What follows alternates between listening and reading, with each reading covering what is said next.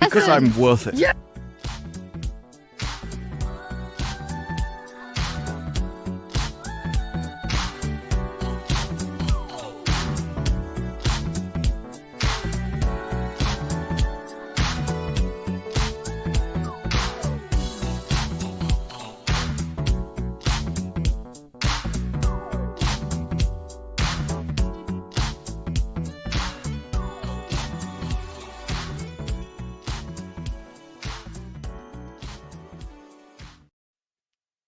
Hi. Hey, what do you mean slackers? We're here on time. You guys are 4 minutes early.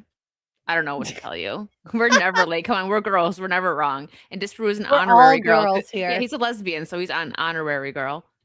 No, he is a girl. If he's a lesbian, he's a girl. He likes girls, so lesbian.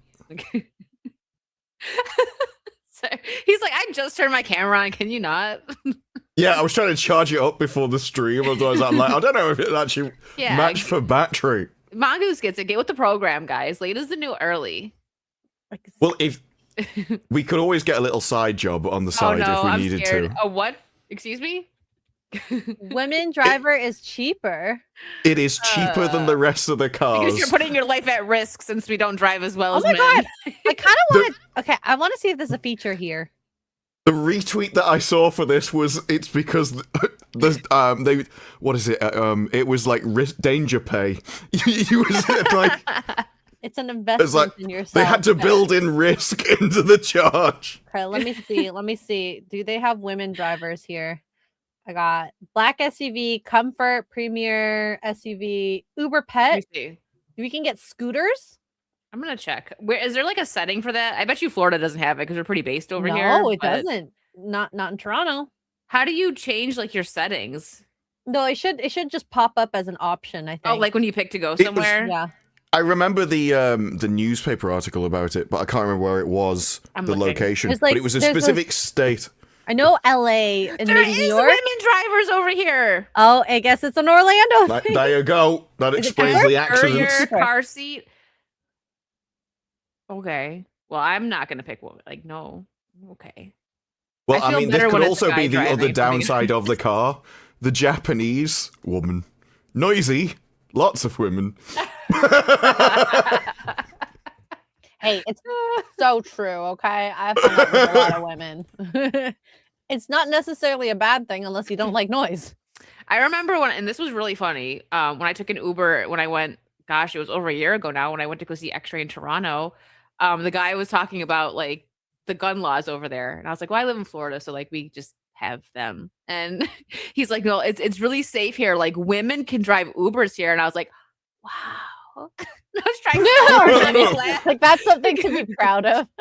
I know, but it's like, well, I wanted to be like, they have them in Florida too, but they probably carry. Just saying. I'll be nice to be like, wow, this information really means something right now. Oh, anyways, how are you guys doing? I'm gonna be extra hyper because this is my second of 3 streams today, so I've got caffeine. X-Ray's favorite. I got her addicted to these things last summer. Yes. I love that stuff so much. And I strictly drink like the powder stuff because it's easier to carry around than the cans. So thank you, Celsius, for making powder. I didn't know. I gotta get the powder. It sounded like you like snort it. Like I love the powder stuff because I can just carry it around in like my ring and open it up and do all that. I just needed a kick of salsa right now. And I saw Kara in here. I don't know if you're still here. I put it on X. I got what you sent me from an anonymous watcher, the Scott Pilgrim. Oh, yes. I heard about that. I freaked out, and it's so funny because I didn't know that it like lit up. I was like, "What?" I'm like live. I'm like, "What does this do?" And I pulled the tab out, and I was like, "Oh my goodness, it's so cool." Wait, do you have it in your room? Yeah. We didn't, hold on. I didn't open it. I just saw the outside of it, and it's pretty freaking cool. Kara's selling her entire LRG collection, and a lot of it is collectibles. It was like 17 pounds, this big, huge box. It was closed, so I couldn't see it. It is hefty. I was like, oh my gosh. Ready? Hold on. It's so cool. And if you guys know me, one of my guilty pleasures is Scott Pilgrim. And this thing, it's so cool. I tell you, my workouts. Like, seriously, it is so cool, though. It came with all these cool... There's going to be a Scott Pilgrim stream coming soon. I know I played it before, but this is like a special... I don't know if it's a special edition. Collector's edition. Yeah. Well, this is special. Hold on.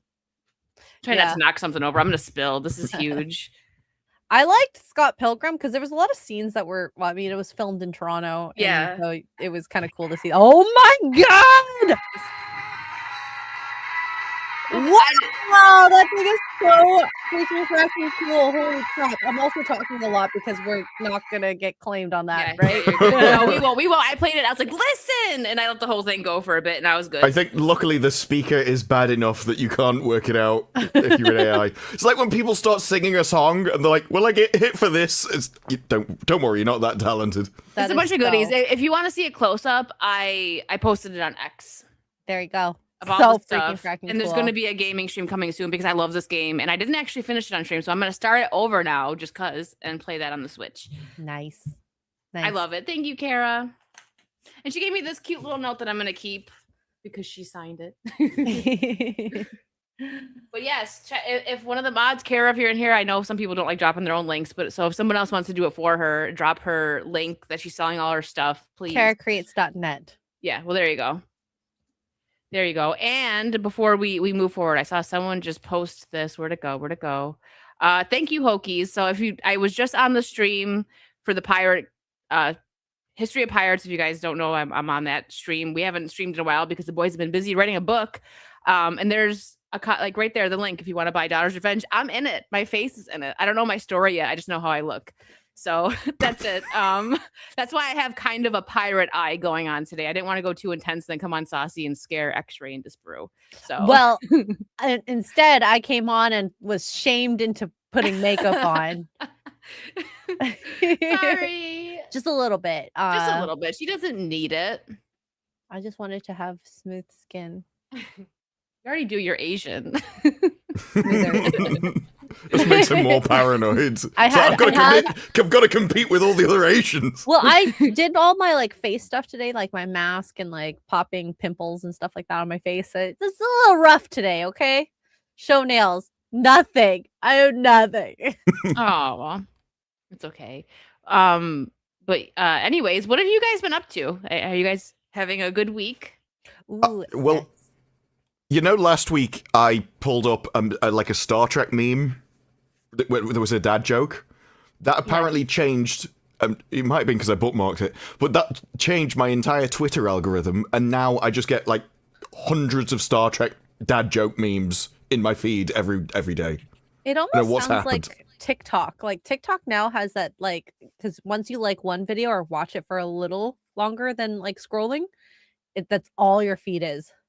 Yeah, well, I bookmarked one, and now it's all stuff like, if you can share the, I got it, my nephew needs a job, do you have any suggestions? He should apply for a search and rescue team.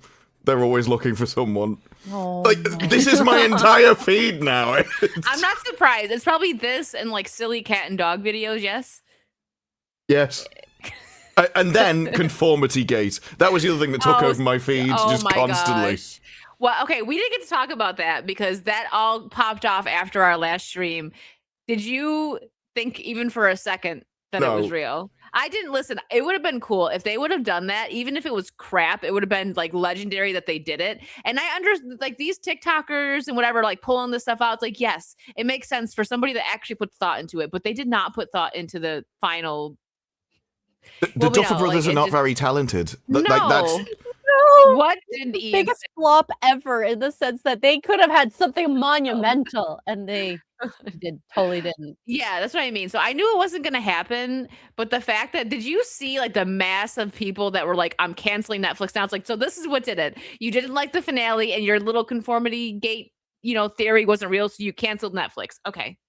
That's what did it for you. Not cuties, not any of the other crap that they did, but because you didn't get your secret 9th episode. Get a hobby, go out, do something, get away from the TV, please. I was going to say, welcome to the world of television, where a lot of shows end up disappointing you. I'll get back to supers in a second, Ian. Hold on. They moved to the 12th, where the making of is coming out. So now the latest theory is that the making of is a fake show, which could be anyway, because a lot of the making of things are actually just filmed for that. So they're not actually real takes. But their theory is it'll start off as normal making of. Halfway through, the actor will actually start to be more and more Vecna-like. And then he will be playing Vecna in the real world. And then that will launch into the actual 9th episode of Stranger Things. Yeah. Their evidence for that one is basically just that the actors and everyone refused to comment on and say it's not happening. If I was one of the actors, I would have trolled the crap out of the internet, because I'm sure there's nothing in the contract not to pretend that there's a secret 9th episode. I would have put like 7 orange hearts, like with a picture of me, like with a clock behind me or something like that. I would have went wild. Like, I didn't see what Lucas did. The fans basically acted like Taylor Swift fans. They're like, oh my God, did you see her last post? It had red in it, which is the title of her one song. And then the numbers that her birthday, it's going to release on her birthday. Blah, blah, blah. I'm like, guys, calm the F down. At least she actually puts actual clues out that, fulfill something. There was a load of books or something behind them. And they were like, what if the books are Morse code? And so they turned the gaps between books into Morse code and then said it made a message. And then people were manipulating images to come up with things themselves. It was kind of... So this brew communicates with you guys in Morse code. Just pay attention to his blinks. Yes. His blinking. No, people were counting blinks. It was kind of crazy. It's going to be like, it's going to translate to I'm a lesbian for real. They kept saying, like, have you noticed that this set changes color over seasons? Or this door handle was the wrong way round in this picture compared to this picture. Other side. Yeah, I saw that. Yeah, they're just bad at making TV shows. That's the thing. It's a production mistake. Yeah. That's all it is. Yeah, it all means something. Oh my gosh. All right, let me get these couple of supers and then we will move on to, whatever we feel like, because it's Saucy. Hoki's been a member for 31 months. Thank you so much. Why don't we ever see hippos hiding in trees? Because they're really, really good at it. Yeah. Same with ninjas. Ninjas are everywhere. Hippos are the real ninjas. Yeah. Sure. Jason, sure about that. Jason Webster, thank you for the Australian 10. Most beautiful Asian women in the world. Shin. You want me to go for it? Yes, please. Shin Yin, Ha Ji-won, Han So-hee, Park Bo-young, An Ho-see. It sounds like I'm just like making random noises. Yep. Kasumi Arimura, Nozomi Sasaki, Kyoko Fukuda, and extra. And X-Trigger. Aww. The plot twist is that they all look the same. It's just like one person. I mean, I know Ha Ji-won, and she's really pretty. Also a cheerleader. A lot of people seem to like her. I wonder why. The chat for 2. Hey all, opinion on Beauty on FX. Interesting. Beauty, I'm guessing it's a show on FX. I don't know what that is. FX a studio? Yeah, it's a channel. Beauty show on FX. I just typed the same exact thing. It's it's the one with Ashton Kutcher, Ryan Murphy. Let's see. The FX The Beauty, created by Ryan Murphy and Matt Hodgson, is set to premiere on Wednesday, January 21st. The first 3 episodes release simultaneously. The show is based on a comic book by Jeremy Hahn and Jason A. Hurley. It follows FBI agents Cooper Madsen, Evan Peters, and Jordan Bennett, Rebecca Hall, as they investigate a mysterious epidemic linked to sexually transmitted virus known as the Beauty, which grants physical perfection at a deadly cost. Is Ashton Kutcher in it? I see his picture there. I remember hearing something about this. I like Evan Peters. Me too. Maybe I'll give it a chance. Yeah, I'll check it out. I mean, this is giving me Substance vibes. Is it going to be a big, body horror? It depends on what the detriment of it is. The STI. It's actually sounds like I think the movie was called. I know the TV series was Limitless. Where there's a drug that allows you to use all of your brain, but if you stop taking it, then you die. And so it follows a guy who took it, and then suddenly his supply gets cut off, and it's like, what's he going to do now? It seems like this is that, but just for beauty. So you But catch it's something, it turns you into SPI, amazingly so- beautiful. You'll find out how that, like, probably how it improves your life, etc. And then it's like, well, will you pay that price for a few small days of being hot? And the answer would, yes, a lot of people would. Honestly, for the people that have done the because it's hard to go from like really hot woman to like older, because it's a gradual transition, but those female to male, I think that's kind of a good like comparison. They say it sucks being a man because you actually have to work now. Well, yeah, but that's also because they're women, and so you see a lot of. There was a guy who was crying in a bar. And he's like, sometimes I just go to a bar to be around people because it's so awful being on your own. And everyone just went, that's because you're a woman. That's not something that men do. Men actually they're fine with being alone. It's fine. They don't cry like women.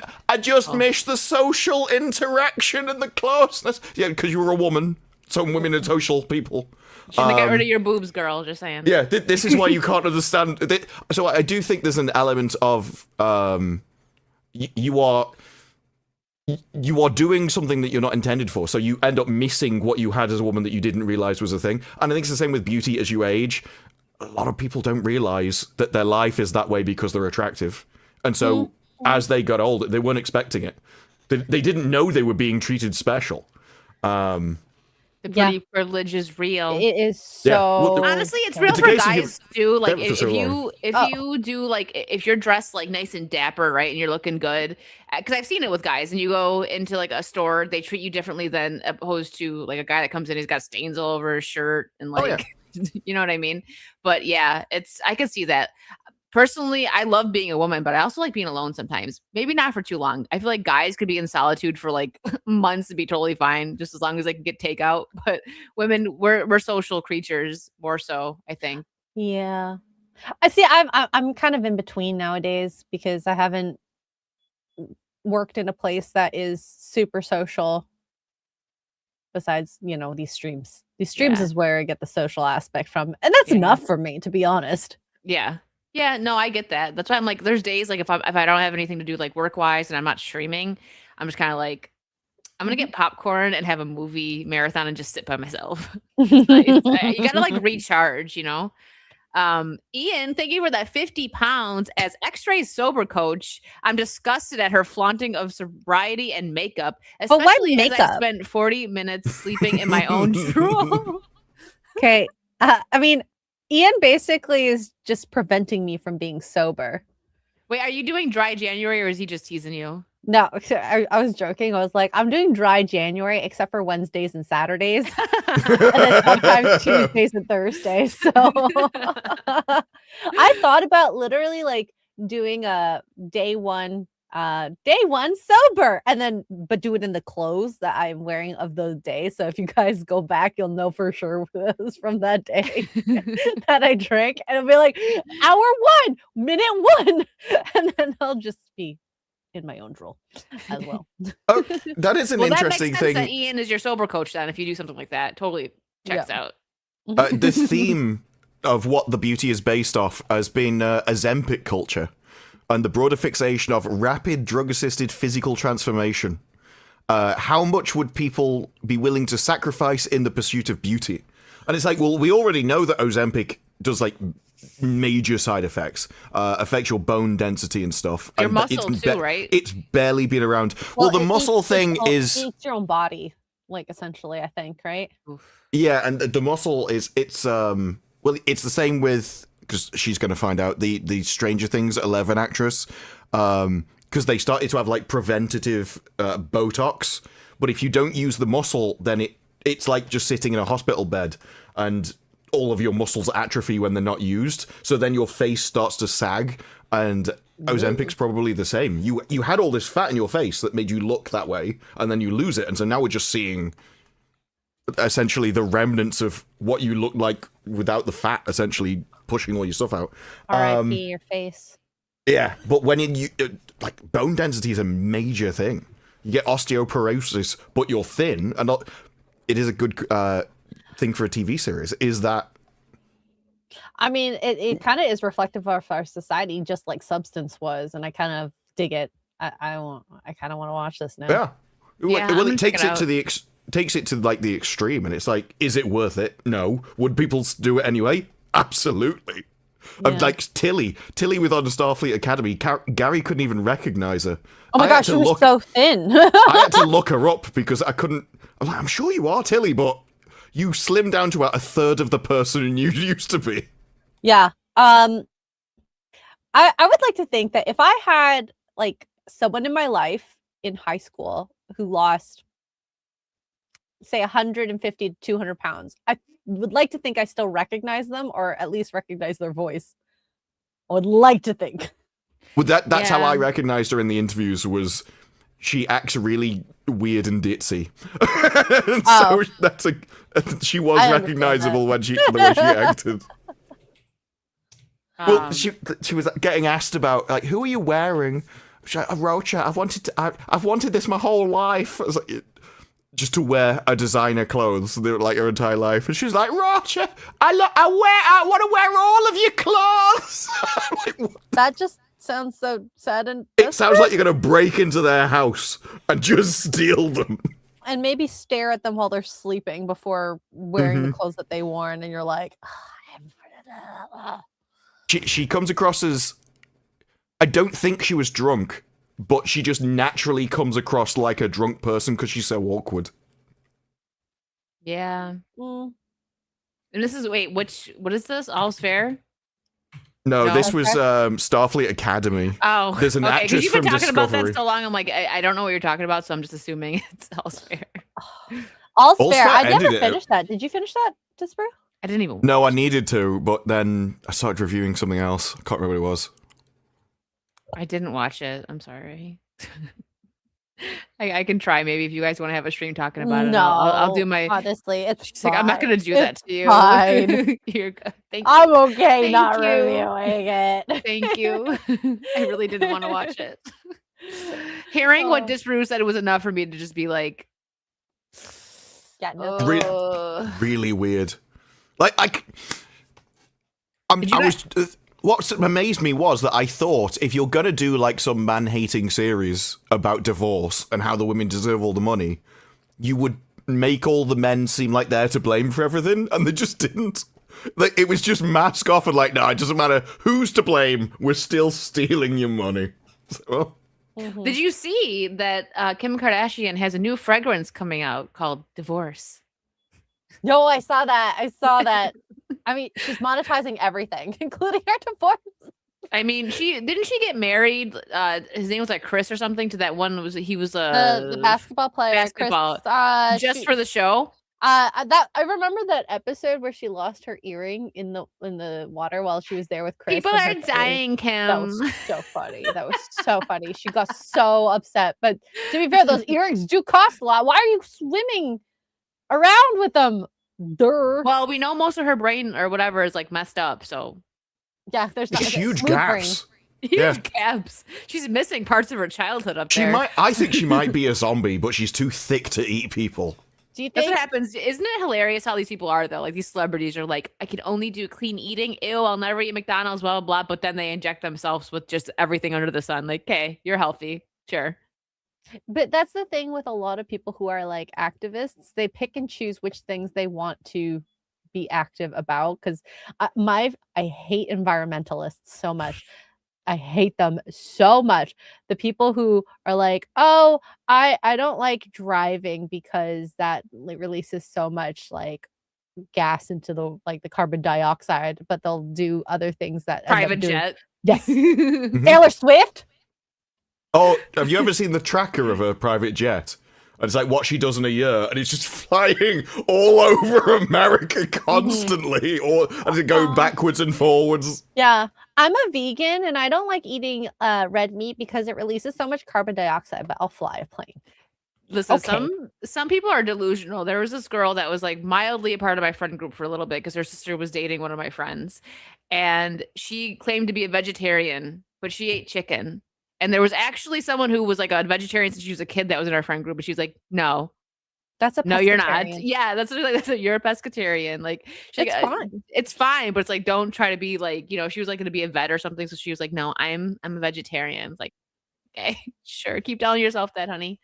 You still eat the cack. You guys are both dumb because red meat is where it's at. But that sounds, And look at how. Yeah, if you're gonna break your vegetarianism, at least do it for something good. Yeah, exactly. Yeah. The food pyramid. Congrats to you guys on getting something that is more reflective of a healthier diet, legit healthy diet.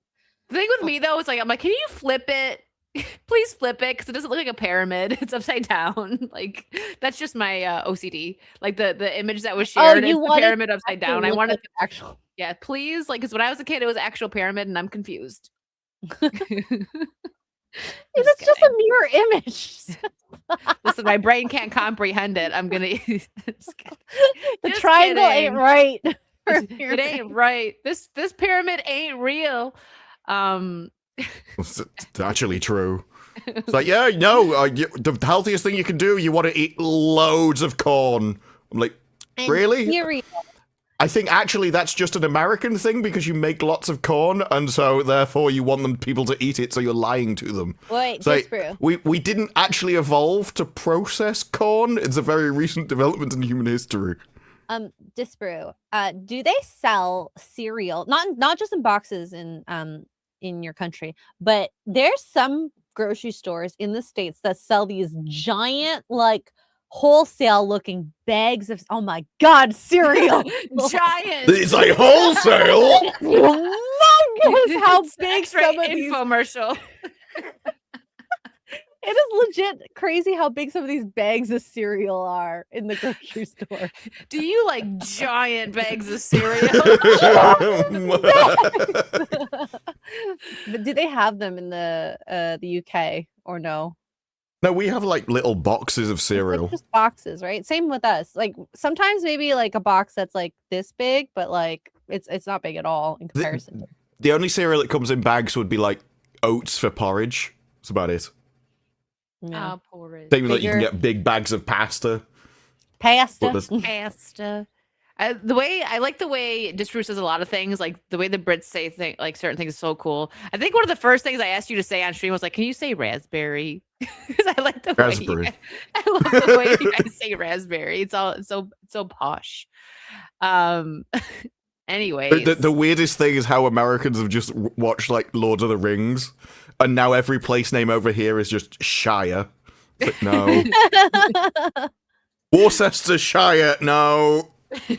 I hate that word so much. Worcestershire. It's easy to say when you say it properly.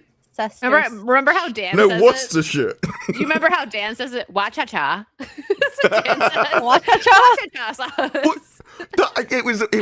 like, no, that's the hardest word in the English language to say. I'm like, how is that possible? It was only when someone said Worcestershire, I'm like, no wonder you think it's difficult. Wash your sister sauce. Wash your sister sauce? But I don't have one. Oh, all right. I don't even know where I want to start today. I've got something to start with. Oh no, it's not a chicken egg, is it? Okay. I don't need any no, more. No, it's one of the many counselor. I slapped the butt of a stone statue. Oh my god! Bet you really hit rock bottom. Oh my god! This is my entire feed. What is up with your feed? Holy crap! I think they're all from the same guy.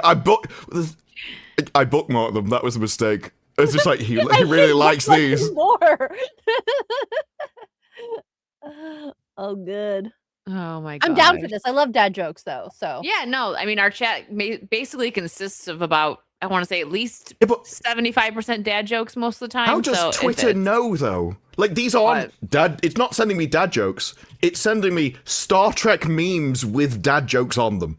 That seems like a hyper-specific niche. It's AI. AI can recognize photos and texts and then link the text and blah, blah, blah. This is definitely like TikTok. They're trying to keep you on Twitter as long as possible.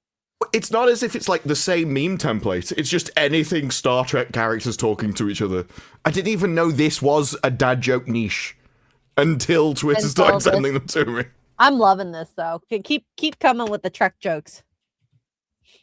Keep it coming. Sorry, don't mind me. I'm making a command. I was about to say, help my mods. if 75% of our chat are dads, should we call chat daddy? No. Okay. They're gonna say yes. I mean, you can. I'm not. Go for it. Make sure this works. I won't then.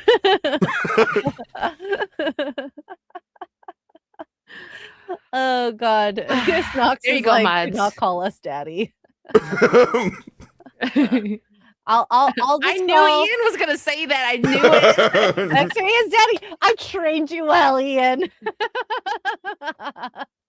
That'd be really easy to do. You just get like a wooden rod, attach it to his back, and put a bottle of whiskey there. just a bottle, not even a shot glass. Yeah. Doesn't need a shot glass. I'm pissed around with those piddly little things. Oh God. Italy, I'm gonna use that now. Thank you for putting that in my vocabulary. What? Is that not a normal word over there?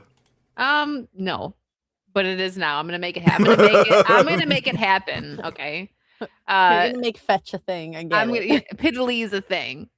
When I say it, it doesn't sound as cool, but it's okay. So, are you guys into the Jackass movies? Like, have you seen them? They've been going on since like before, like I don't know. I think I was in like middle school or something. Never watched them. Oh, we gotta watch one. I've seen clips. Like I've seen the where they put him in a toilet cubicle and then turn it upside down. Some of the stuff they do, I remember it now. I was very young and juvenile, but I remember me and my one friend, like we were like crying, laughing. Again, we were probably like 12 or something. I don't know. We were very young. There was this one where they had the guy riding a fire hose and he gets off and like he's like whimpering. He's like, my I'm gonna like edit it. He's like, my butt hurts so effing bad. He's like, ah! And we would replay that. My mom's like, what are you guys doing? Like we were just crying, laughing. Some of the stuff is funny, but I bring it up because Johnny Knoxville is way too old to be doing this stuff. I'm not saying he's like grandpa old. Oh my God, he has gray hair. I didn't even know. He's in his 50s, right? And this is number 5. And I watched 4 recently. And he can't remember the first 4. Maybe not, but like he does stuff where like he gets rammed by bulls and stuff. And I think he did that in 4. Chat, correct me if I'm wrong. Like, ow! First off, like you could die. They do stuff that you could literally like freaking die. They do a lot of crazy stuff. Like Didn't they stuff up their butts or something? They I think they get rammed by a bull. Well, I think Steve-O put something up his butt. But so he's doing it again. I think I'm hoping because I actually like Johnny Knoxville. I liked him in Dukes of Hazzard, and I used to watch Jackass, like the show and everything. But I hope that he's just a producer because I remember him getting really hurt last, like for 4, and he probably was still in his 40s. Well, they're doing stupid stuff, so yeah. He's too old for that. Like they need to get the youngins in, and risk their life. Risk their life. Well, but they've done wasn't crazy even about stuff. risking their life. It was because this is why they can't remember the first 4. They were on so many substances that they couldn't feel any of the pain. They didn't know what they were doing. Yeah. They would just do the most crazy stuff because they didn't know where they were. Mm-hmm. That's why they had to stop. That is not something you can do long term. But yeah, it's June 26th. Yeah. Yeah, I'm not if he does do stuff, it'd be a lot like less. It would be things where you weren't going to break bones and stuff, I imagine, by this point. I hope not. Hopefully not. I mean, if they get like a younger group in, right, and he's kind of like producing it and maybe coming up with the stuff, that would make sense. Same thing, though. Yeah, he's probably going to get hurt. Let's be real. And I heard that Bam Margera may be coming back for this because he wasn't a part of 4 because of his substance abuse issues. Like they tried to do like an intervention with him because he was really bad. Seems like he was perfectly qualified. Yeah, right. That's true. Yeah, everyone else was. That's why they're like, oh no, I can't go back for substance abuse. Well, I think what they should do is collect a bunch of young influencers and put them through some of the things. That's a great idea. I actually. am up for that. This is the one time I'm okay with the next generation coming in to do something stupid, but them watching them and be like, we did this, you could do it too. This is actually a secret plan to take out Gen Z. Yeah, it's actually less Jackass and more just justice. It's like, no, we strapped you to a table and now we're going to give you what you deserve. Or is it called equality? We went through this, so you should too. And the millennials, tag your at Gen Z. Good luck. Yeah, we went from like in the 90s and stuff, people being off their faces, being turned upside down in toilets, to TikTok dancers. Like there were two very different paths to fame. Worse? I don't know. I think I've never done the thing with the toilets that you mentioned. I mean, I was a good kid. Well, that is a specific Jackass skit that they did, and I think they said that it was only supposed to be like lightly used or something, but it turned out it was at some music festival, and it was all there. It was late in the day. It had been sitting there, and they turned it upside down, about, like, and this guy got everything. Yeah, it was a literal used toilet at a festival, and they turned him upside down. And I think they said we don't really know what happened, and he just, yeah. Ew! You can get pink eye and a lot of different other. I think you got everything. Worse. So you can get everything. Like the pink eye is probably the least of their problems. Oh, nasty. Well, other things were like, well, we're gonna crash a car into a wall with us in it. But that was a. Now you're messing with nature itself. Well, X-ray with the what?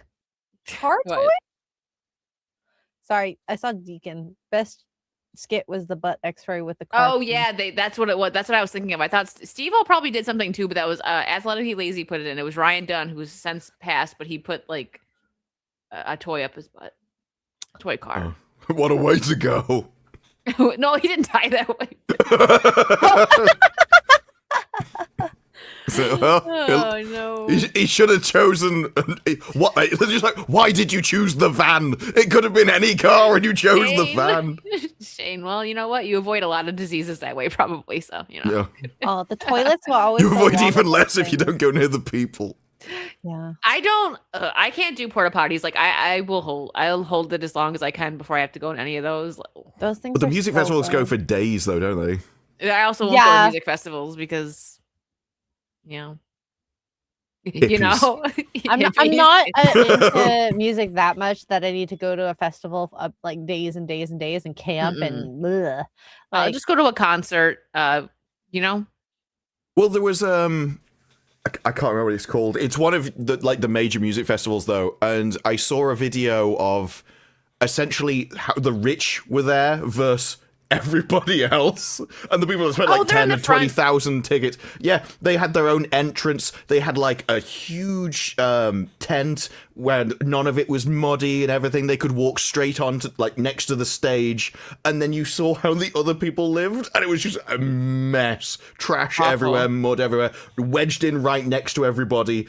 Cut back to I'm drinking champagne with my fridge. I know, they're just like, yay, they got room to move, and everyone else is like throwing up on each other, and there's just crap everywhere. People literally like crapping and peeing out. Ugh.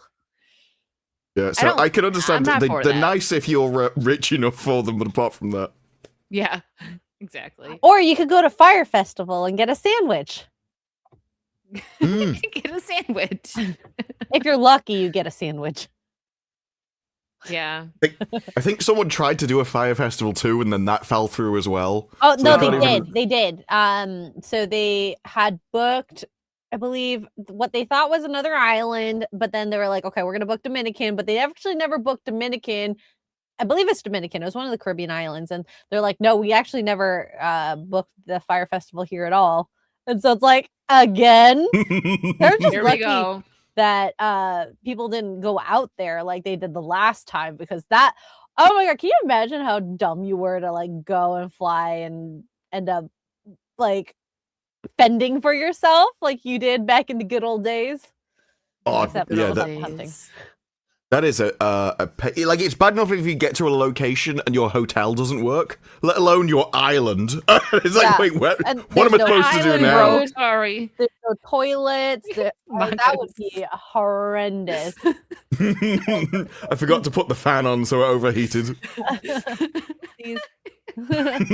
Sponsored by Elgato. I wish. I wish. I actually, speaking random side note, I just got a new capture card and it's Elgato, and it's so much better because I was getting screen tearing when I would do like my Switch streams and stuff. Which card?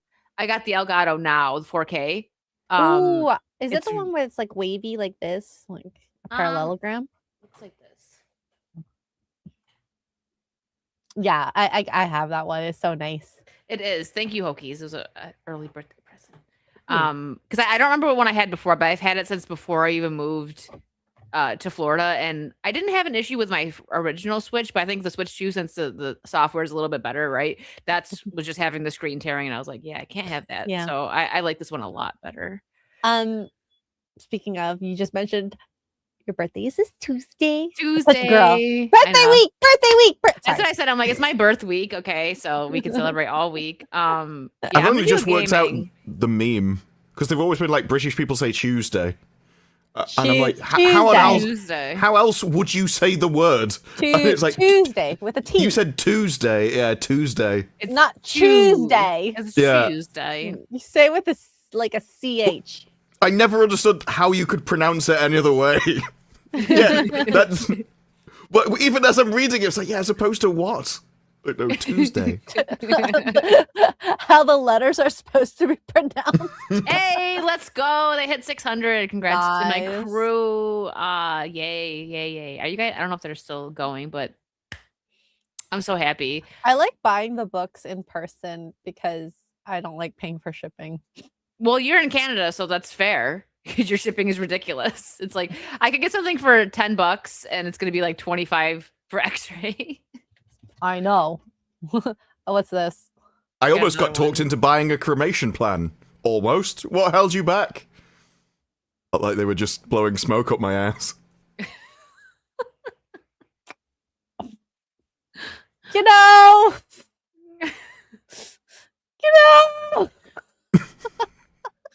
It's better than the next one isn't even worth bringing up. It's like I had a pet termite called Clint. Why Clint? Because Clint eats wood. I think Corey needs to find these Star Trek memes. Yeah, Corey, he's probably already followed. Let's be real. I'm sure Corey already found it and he's or whatever following. Oh my goodness. You guys are too much. I can't. And by you guys, I mean Disparu. Just kidding. He's the dad joke. If you ever need a dad joke, just ask Disparu. He'd be, hold on, I got you. I'm convinced. All right, so topics, we have them. What do you guys think of dirty little Grok? He's getting in trouble, this little AI guy. Oh, like I heard about the whole bikini thing, and then apparently hearing that look at the make Grok is literally the #1 deep fake generator. Was it 7,000 images in an hour? I'm sorry. This is really funny because he says make Pop Crave look gay and just that just looks like it could be Twitter though.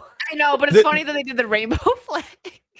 The thing is, all of this is used as a way to attack Grok because Grok's the AI which, well, it's the only AI which has any kind of semblance of, like, race equality across the entire thing. Everything else values minorities over everything else. It's massively biased, and they're designed that way. They are the AI of modernity, essentially.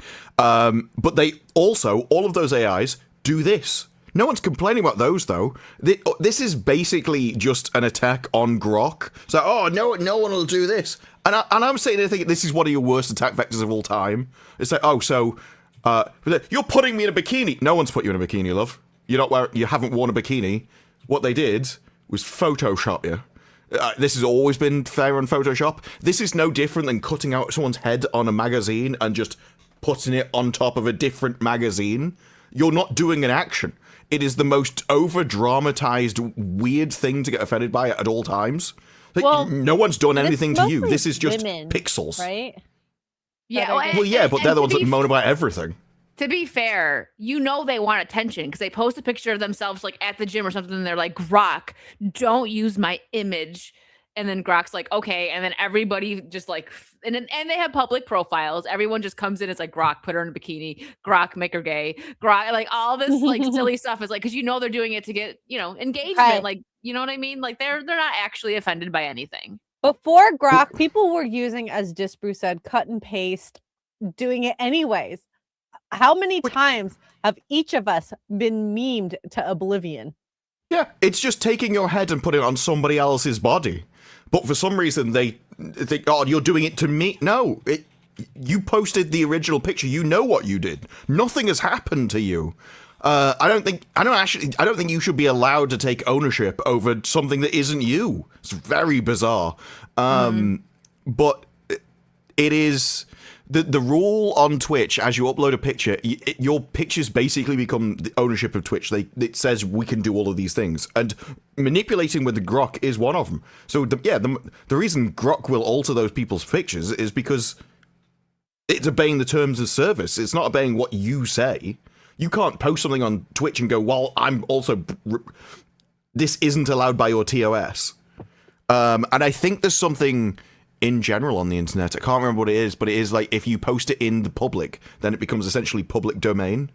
Because you no longer own the picture anymore. Listen, once it's on the internet, it's there forever. It's there forever. Exactly. Except for MySpace. Where are my MySpace pictures, Tom?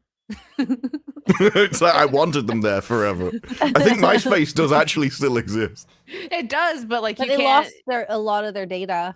Yeah. They were switching servers or something, and not that I know where my MySpace is anymore. I don't even remember the name of my login. So, me neither. But there's someone there though. He checks his MySpace every day. So I need to give up social media. Somewhere I'm still on someone's top 8 and I feel special. You remember that?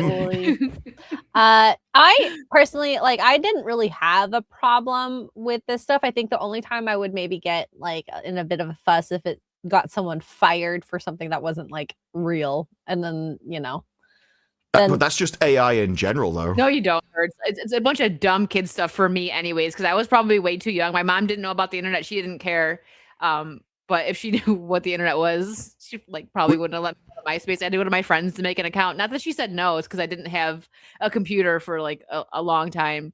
And we used to just, I don't know. We learned how to code though. How cool was that? That we would make our own backgrounds and stuff. The millennials don't sleep on us with tech, okay? Because Gen Z, Gen X, and the boomers, who do they come to when they have tech issues? The millennials. You're welcome. It's actually well known with Zoomers that a lot of them can't use technology. They can't even use Windows or problem solve and everything. Because before, we grew up in an age where the technology broke a lot. And so you got used to all the basics of things you had to do to find your way around the programs and troubleshoot. Whereas now everything's on an iPad. So everything's an app. It's all they've mastered how to make everything easy to use. So they never see behind the stuff. So if the app doesn't work, that's it. It's I don't know what to do now. The magic thing has stopped working. It's like me and electricity. Everyone thinks if you travel back in time, you'll be like a god. It's no, you have 3 questions before they find out you're a fraud. It's oh, what does this do? How does it work? Where does the electricity come from? It's the wall? It comes out the wall. You plug it in? It's magic. It comes out the wall. It's magic. Might as well be. I don't know how electricity works. They keep trying to explain. Oh, it's positive and negative electrons that travel down a line. I don't know what that means. I mean, I know what all of those things are individually. I don't know how that makes electricity, though. You got me. You know what? Well, X-rays away for a second. Let's catch up on supers before we move on to our next topic. Mongoose gifted a membership. Thank you so much, Mongoose. Lexicon Hellhound for 10. Guys, get big bastard privilege. Being a big bastard has let me get away with a lot. It's true. You're sitting down, you'll do something what do you think? You just stand up. Never mind. The Jabroni big time for 5. Chronic pancreatitis is the best tool to help keep me sober. There's nothing like the reminder of extreme ouch to keep you from drinking. Oof, sorry. But I still think you have the most adorable profile picture. That's how he got it, actually, though. He was a baby with some whiskey. It's it did terrible damage to my liver. Are you British, the Jabroni, or Scottish? One of those. Gary, thanks for the 5. I always compare Ozempic celebrities to Adele. Adele lost weight the normal way and looks healthy and lean, while Ozempic celebrities look sick and dying. Yeah. And you know what? A lot of them lie too, and you can tell because you get there's that sunken eye and just you can see the gauntness and gauntness. Yeah. What are you drinking? When normal people take it. Oh, by the way, I don't know. Oh, just juice. Okay. That reminded me. I don't know if Raider is in here, but he sent me. So I had to go pick up wine. There's a wine that he wanted me to try. And I go, and by the way, the lady there loved him. He called on the phone. She was like, he was such a delight. And I went in to pick it up. Aww. And there's a box. I'm like, wait, there's a box. And she was like, and she told me all the names, what was in there. I'm like, okay. And I messaged him. I'm like, thank you. I thought I was going to pick up a bottle of wine. I was like, I'll put this aside and share with X-Ray and Kara because he literally said Hell box of wine. Oh my God. So that's so kind. Thank you for sharing that. Of course. It was my birthday box of wine, and I'm not going to drink it all. Not in one sitting anyway.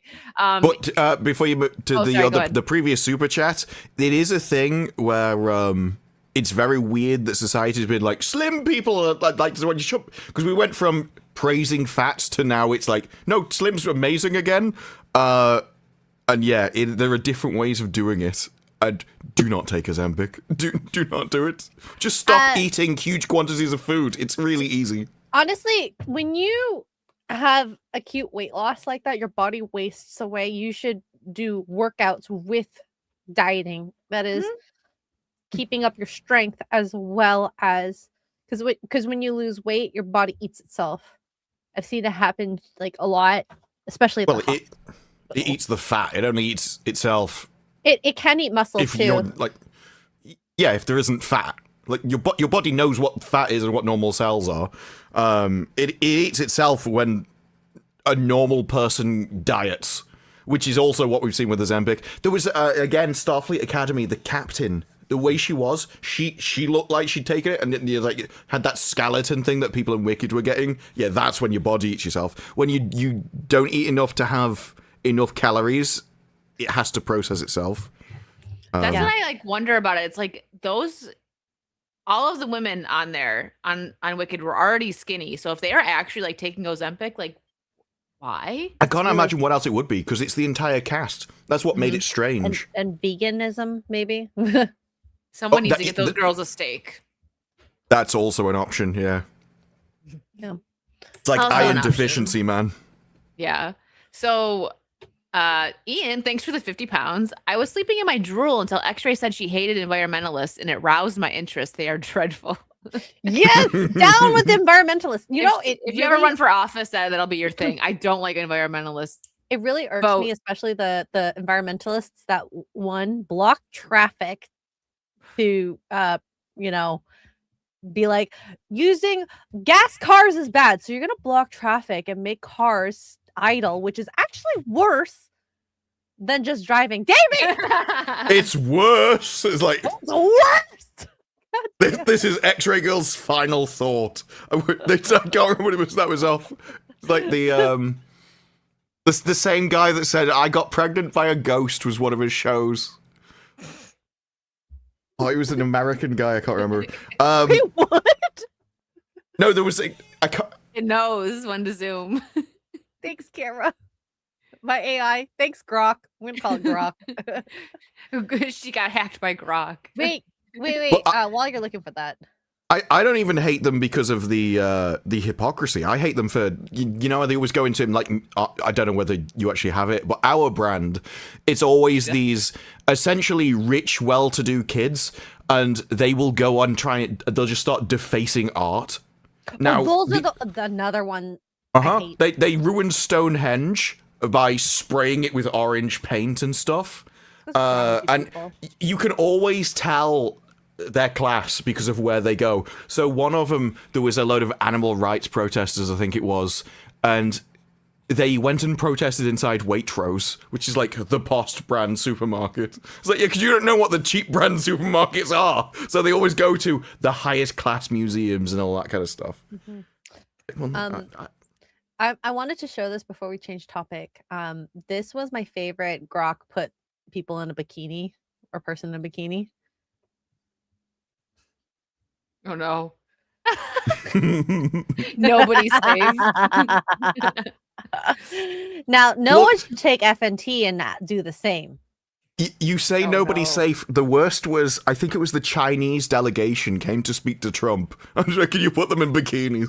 And then so it's like, well, you may want to be careful who in China you're putting in bikinis. They know where you live. The Chinese are probably on your phone right now. Yeah.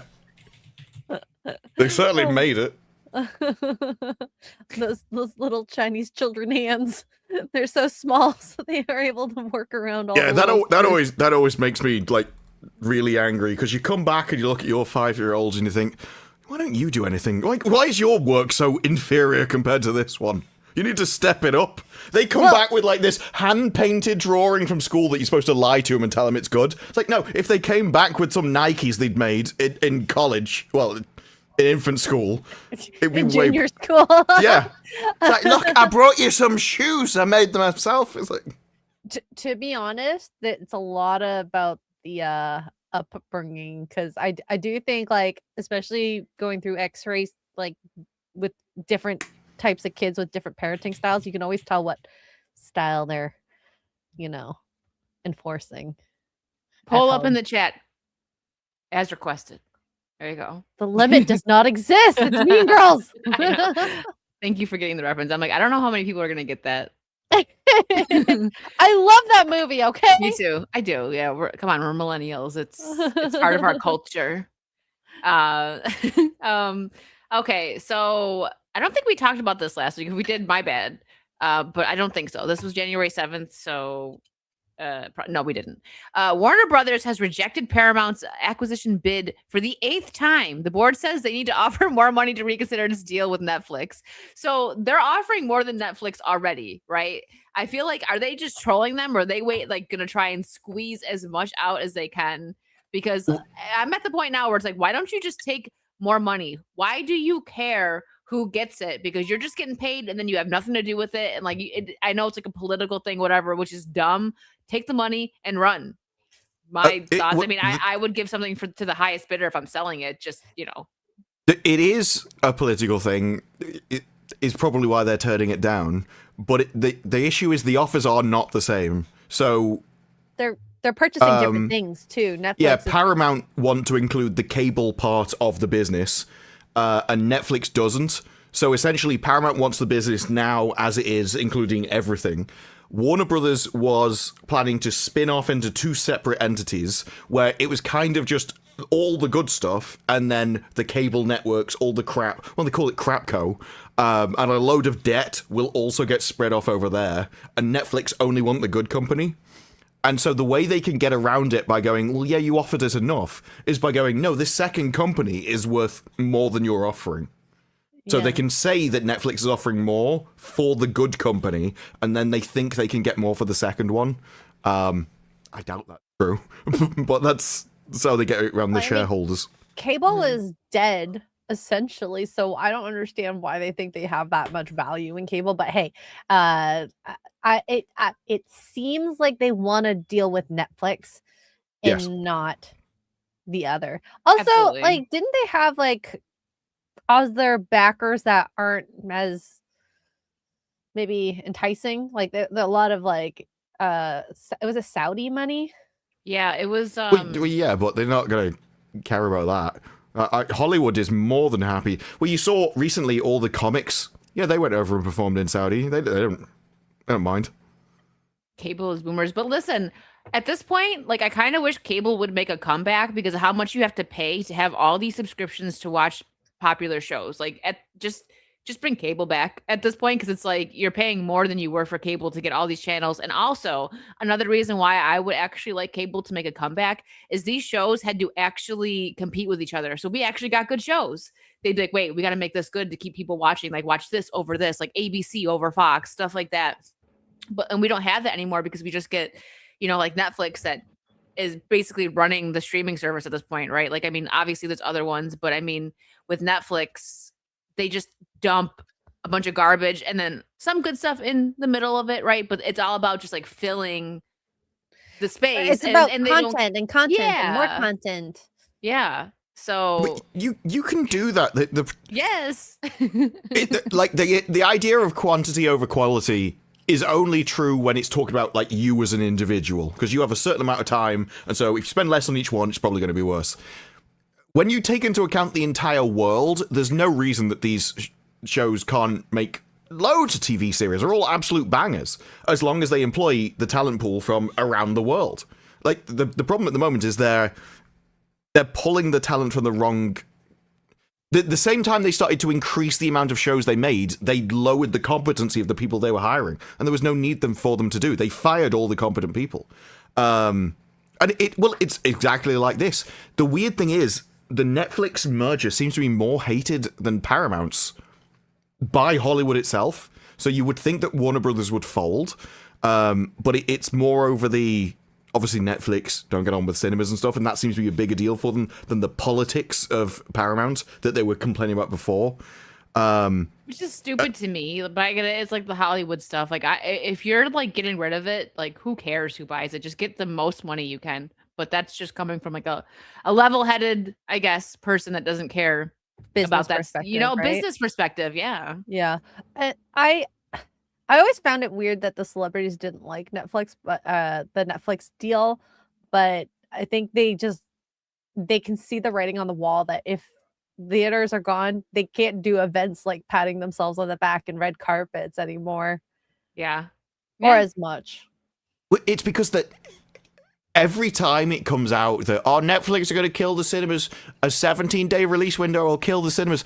All you're doing is admitting that everybody hates the cinema. That's what you're admitting, because there's no reason if you released it on the same day in both times and people just watch where they are, if you like, that will kill the cinema. You're saying that actually it's awful for the customer. They hate the cinemas and they wouldn't go through them given the choice. But because the cinema holds them hostage for a month, 45 days, whatever it is, that's the only thing keeping them afloat, which is a terrible business model. And so 17 days should be plenty. If you want the big theatrical experience, you can find 2 hours in 2 weeks to go and see it. So no one's losing out on anything. You're just like, but I want to force all of these people to do something they don't want. They should have to consume this movie the same way I do. But it's really cost that's just not a good value. business model. Like I will pay the same amount to watch a movie at my leisure because I don't want to conform to someone else's time and schedule. That's just me. I don't know. That's very selfish of me to say, but I don't want to have to. It's not the same as it was when we were like younger, right? Like it's like you get out of school, you make plans with friends. We all work now, and important things that I would rather do than sit and wait for a movie to start.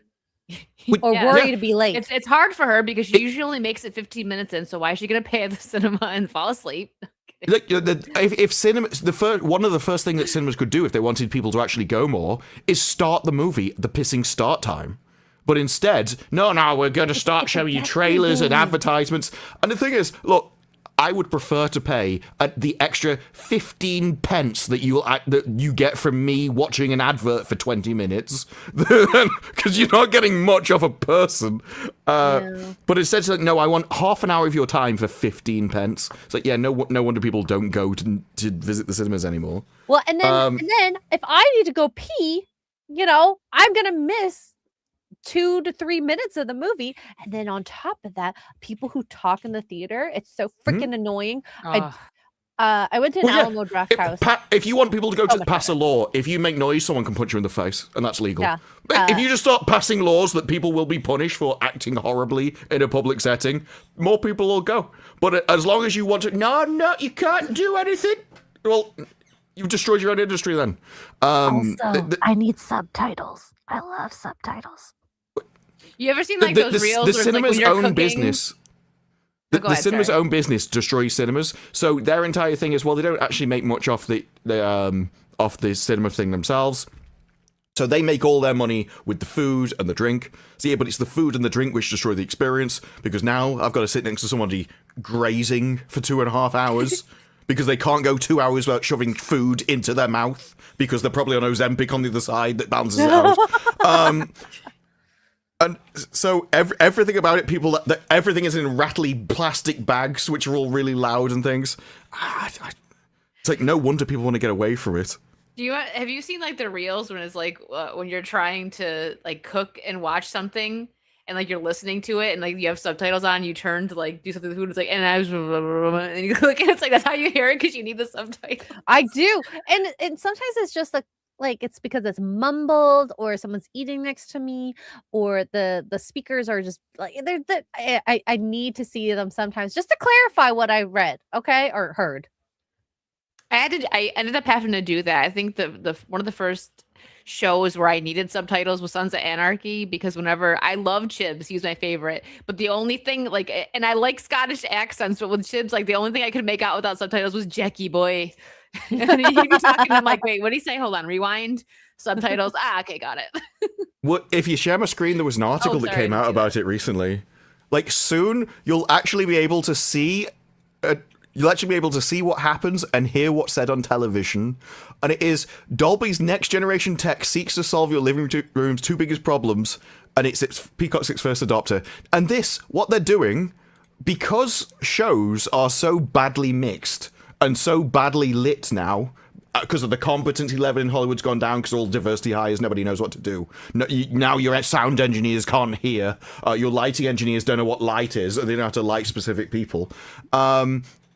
Dolby have come out and they're adding like AI to the sound so that they will run it through a filter to lift the audio above the music.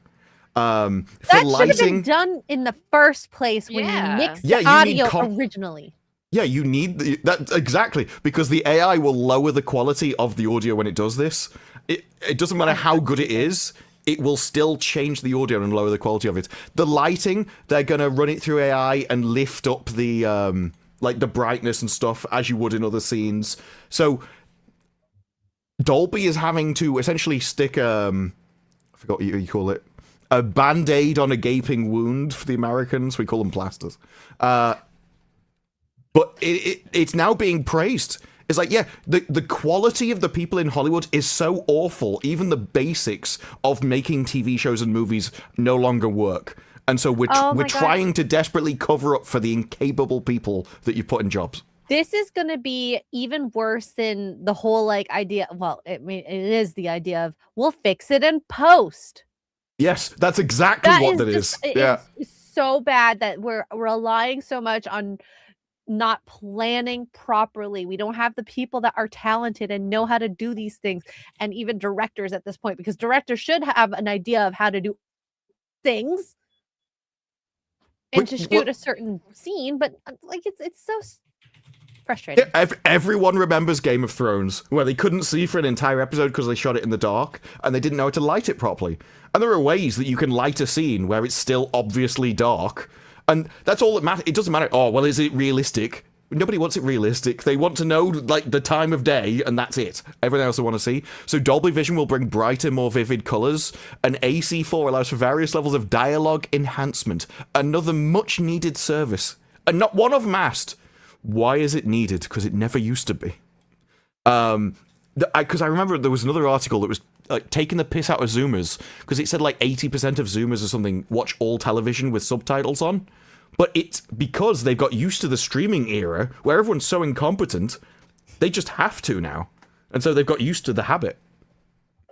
Real quick, thank you, History of Pirates crew. Thank you for the raid and 626 books sold. Congrats, guys. That's amazing. Welcome in, Raiders. You came just in time for a Dispa raid. 60% of adult TV viewers use closed captions because they can't hear what's being said. I tried to watch Tenant. Awful movie. I only got halfway through, stopped. It's so boring. What was that one? It's like it's time. It's the weird time thing that no one understands. Okay. You travel through time backwards through a machine, and so, anyways, it was like the first half. I've never watched the second half. Maybe it saves the movie. First half, awful. Well, the first half was bad. It's you can't hear anyone. It's so confusing. Okay. You can't hear anyone though. You're listening to it, and they'll be like, like, this is what it is, and they'll be like, like, what is happening?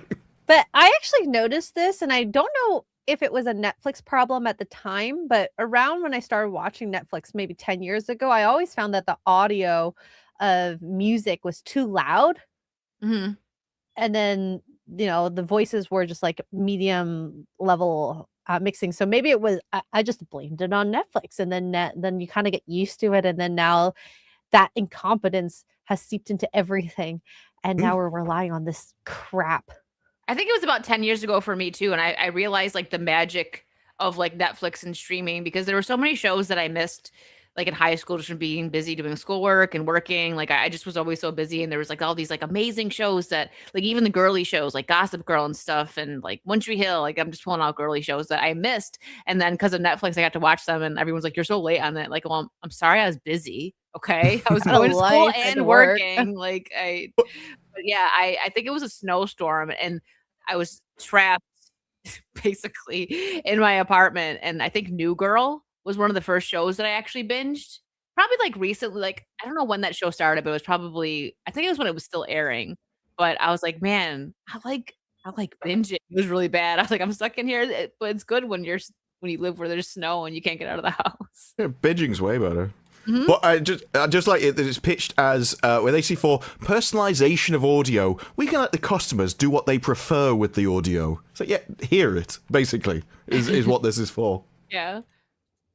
Oh, sorry. I'm like every time I like browse on something, I see somebody has a YouTube thumbnail with Millie Bobby Brown's like lip filler, but like exaggerated. It's like the first one I think was nerdrotic. I was like, what? Oh my god, it looks so freaking weird. I remember when was it Perry posted that picture? I was like, ugh. It looked like Squidward. You know, it's funny. I think I might have said this last week on Saucy, but somebody sent me a picture like Millie Bobby Brown without a bunch of makeup, and like she actually looks like pretty, like a girl, whatever. And then like when she's all dolled up, she looks like Wallace and Gromit, is what someone said. And I was like, oh my gosh, I gotta tell this brew that. I think whoever did her makeup before, maybe herself, ever since I say 3 months ago, her Instagram now she looks like she knows how to do makeup. It's a lot. Maybe better. She's doing it herself now. You know what I mean? Like it's lighter. Here, we'll look it up. I mean, just looking at her social media, she doesn't look as old as she did 6 months ago in some of her pictures. She commented on that, like people saying she looks 40. People will turn up at red carpets and they look awful, and then you just see them like going on a normal show where they've clearly done it themselves, and it's way better. Yeah, like this is her more recent one. Yeah, she's not looking as bad. She looks her age there, which is good. She looks younger, not 40. Yeah, so she's learned, I think. Well, you also have the issue with that, though. Yeah, the TV shows are probably better because when she posts her own pictures, you don't know how many times that got deleted and put back up. Yeah, how many took for it? Yeah. Like, no, I found the perfect angle. Yeah. Oh, definitely. I'm sure that all us girls know it's never just one picture. And I got to catch up on Supers because we fell behind a little bit. Sorry. The chat for 2, actually, please do not mention the cereal F&T stuff. What? I don't know whether it's mixing 2 topics, because so far you've talked about big bags of cereal, and then you spoke about FNT being in bikinis. But I don't know if there was cereal talk on FNT. I can't remember if there was. Okay, put FNT people in cereal branded bikinis. Got it. She's on it right now. Greg's leggings. Oh my god, no butt milk. That was disgusting. I don't know why they talked about butt milk, but that was mentioned quite a few times. That's probably what they mean then. Like, don't put that in cereal. Ew. Ew. Ew, that's something that I did not need to ever have in my head. Thank you for that. Hokies, thanks for the 10. She's got huge bags of cereal and then zooms in like it's a soap opera. Dun, dun, dun. Dramatic zoom. Dramatic zoom. Thread, thank you for the $4.99. It was the best of Shires. It was the worst of Shires. That's a good one. That's a good one. No, that's a good one. Don't encourage him. That got me. That physically hurts. I liked that one though. Well, the thing is, it only works with the wrong American pronunciation. Did Grok it's Worcestershire, and so it has to be Worcestershire as a pronunciation. Did Grok get you extra? Are you a victim of Grok? Well, I mean, I did buy a bikini this week, so maybe. But the chat, X can put extra into some suit, or so I hear. I'll say, Grok? We need to get him. Yeah, go ahead. Show the bikini I bought. Let's see it. did a bikini goal on Thursday, and I got a Mr. Pork Chop bikini. He has bikini. Of course, he has bikinis. Why not even like question that? You too can have meat on your crotch and your boobies. And he wrote it as the sexiest bikini in the world. A porkini? A porkini, yes. Well, yeah, that just describes the model. But seriously, why did notice how they put the hot one in the back and they're like, no, we can have the fat one up front. I do think Mr. Porkchop chose this image. Oh god. It's like, did he not want to sell any? It fits. I mean, he sold three so far that I know of. So. Yes, so I got a porkini. You're welcome. I'm very picky with my bikinis, clearly. It has to be only the best. Only the worst. I'm not vegan, clearly. Okay, clearly. Saw, thanks for the 5. Hi to the beautiful Wicked and the adorable X-Ray Girl and King of Squirrels, Disbrew. What is Corn favorite holiday? New Year's Day. Oh my god. Oh no. It doesn't even work from a farming perspective. It's like mid-season. John, thank you for the 5. Speaking of influencers, a bunch of rich losers and influencers are stuck in St. Bart's with an outbreak of drug-resistant STD. Ha ha ha. Really? Wait, is that a real thing? St. Bart's? I don't know if you want to look it up. I don't haven't heard of that. Like, surely there's an easier way. No, like, no, but it's an STD, right? So, how are you stuck? That is it's my not like question. it's contagious. Okay, here we are. Viral claim about super chlamydia outbreak in St. Bart's explored after Bethany Frankel reveals she contracted bacterial infection on her face. Ew. Ugh. On her face?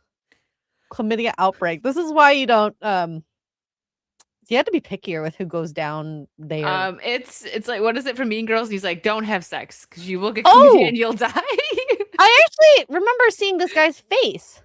A yacht crew member claims an STD outbreak is ripping through luxury boats in St. Bart's, spreading from crew hookups yacht to yacht like a biological chain reaction. Well, probably down to how they dock. I've seen someone was complaining that some yachts have to dock next to each other, and so that you walk through the other people's ship to get to the dock. Maybe that's how they were. They were just like, well, as I'm here. Well, and from what I hear with at least those cruises, people, a lot of people F on those. It's like, yeah. All the OAPs. Yeah. Well, I mean, you're stuck working and then partying. Splash damage. I cannot, like, ew. That's just her face. That's without the mess on it. I mean, quite frankly, I'm amazed she's contracted it. I thought, of all the, I would have thought she was perfectly safe. Yeah, apparently she's got super chlamydia. It's the money. It must be the money. I mean, yeah, goodness. Gross. Yuck. Ouch. Big yuck. I'll stick to my porkini. Killjoy for 5. X-Ray got my niece O2 Nails V11 nail printer for Christmas, and she loves it. Modern world leaves no excuse for poor nails. I actually took my nails off, and I'm gonna do my nails on Sunday. Nice. For my stream. So nice. When I was waiting for my nails to grow back, I was using Glamnetic, and that's what you had on, right? I liked those. Oh my god, they were lovely. But nice. I had to take them off because they were already peeling off. I had lost one. Yeah. But I've realized that if I want to wear those specific Glamnetic, the long ones, I'm just gonna have to stay home. I can't travel with them on. Yeah. That's where, like, when I move my bags and stuff, that's when it gets all like rough. Yeah. Italian people complain if a guy says he has a different job than he does. Wait, what? They were trying to make that abuse at one point. They're like, no, we can prosecute you for it. Meanwhile, they're like, well, my nails, they came from this store and glued on, and then I got hair extensions. I love how he has by the way, this isn't my real face either. This is not my real face. I won't lie. This brew always gets stuck half with the girl of their talk. body is by the bedside table. It's like, oh god. Are you really hold on, I'm not skipping chats, but are you really there? Icy eye drops. Thank you for the 2. Shout out from St. Bart's. It's not a good time right now. But it sounds like a great time. You just regret it afterwards. Yeah. Although with her, you're regretting it while it's happening, let's be honest. Oh my gosh. Eliza Blue for 2 says, nice to see y'all. You miss me? I haven't seen you in so long. Where'd you go? Where you been? Did you go to St. Bart's? Are you patient 0, Eliza? Checks out. It's like the petri dish. Thank you for the 5. My first bout of acute pancreatitis helped me lose 30 pounds during my 10-day hospital stay, so it's good for weight loss too. Well, you know what? Way to stay positive, you know? Mm-hmm. There's an upside. And thank you for another 2, Jabroni. I'm Irish and the thing is, I don't know whether he lost the weight because of like the medical problem or hospital food. Did I say that right? Is it Basque or Basque? Basque? Is it Basque? I think it's Basque. Well, the Irish does enough. It makes sense. And John Thomas thinks for the 5. It isn't politics, it's money. Zavlev and Board are making more personally with Netflix. If Paramount sues for failure, fiduciary is it? You mean responsibility? Maybe fiduciary responsibility. I think. They could win. All right. Well, I didn't know that, so thank you. I don't see it, like the amount of money they're making is from their contract. And so it should be the same. Like someone's 80 million should be the same for another person's 80 million. I know it's more than millions. I'm just numbers out the air. I don't know why Netflix, like, unless you're saying that they're personally paying them under the table, which would be highly illegal. Yes. I don't know how they make more money, especially the shareholders. That's just stock price, stock offer. Yeah. I don't know. Mark, thank you for the 10. After season 3 of Stranger Things, there is no good reason to even have Netflix. I went 6 months without watching anything on Netflix, so I canceled it. I haven't felt the urge to go back since. If it wasn't for research and stuff for the shows, I probably would cancel it. Probably. I find myself watching, like, I mean, besides like certain shows, like, because you can watch like some like the anime, for instance, that I watch on Netflix. It's Crunchyroll. Yeah, Crunchyroll. Yeah, which I do. I mean, I have people give me passwords, so I do have Crunchyroll, but someone else. The same with Netflix. I pay for a couple, but I mean, we all kind of like in family share. I'll like, okay, I'll pay for this and this. Here's the password. You know, it makes sense. Yeah. Like my mom pays for a couple things. I pay for a couple things. Although, for me, go ahead. For me, it's the foreign TV shows. If it wasn't for all that, then I wouldn't have Netflix. But there's enough new foreign stuff coming on Netflix that I think's worth it. It's the one that I actually keep all the time. Plus, it has K-pop Demon Hunters on there, and I watch that like every 2 months. Never get rid of it. Yeah. I probably should get a DVD or Blu-ray. I don't know if they have them. They don't exist, no. Of course. That is a lot. They should do like a steelbook version or something, right? They're doing that with the Frankenstein movie. They're releasing that. With a plushie. Yes. They need to hire you for sales. Speaking of. Oh, that's cute. I'm literally wearing the shirt right now. The pop figure is coming in soon. I'm so excited for that. Nice. So all right.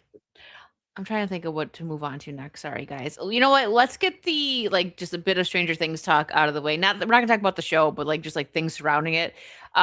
This just I know you guys are so excited for Stranger Things. Okay. Well, no, it's more about the actors. This was kind of creepy. Gatton, who played Dustin, says a mother in her 40s once told him, "I've had a crush on you since you were 13." These kids have dealt with some creepy stuff. Like I think we shared it on here. Finn Wolfhard, Patton Oswalt's creepy comment about him having the best corn name, and then Joe Carey and oh my gosh, Hopper, what's his name? They both were like, just ignore what he says, and then they're just like giving him like the evil eye afterwards because they're defensive over the kids, you know? I mean, this is what happens anyways, unfortunately, when kids are in media, and this is why, of course, Cuties happened. There is a huge amount of, not huge, a small section of the world that David Harbour, thank you, likes children, and children should be protected. They should be.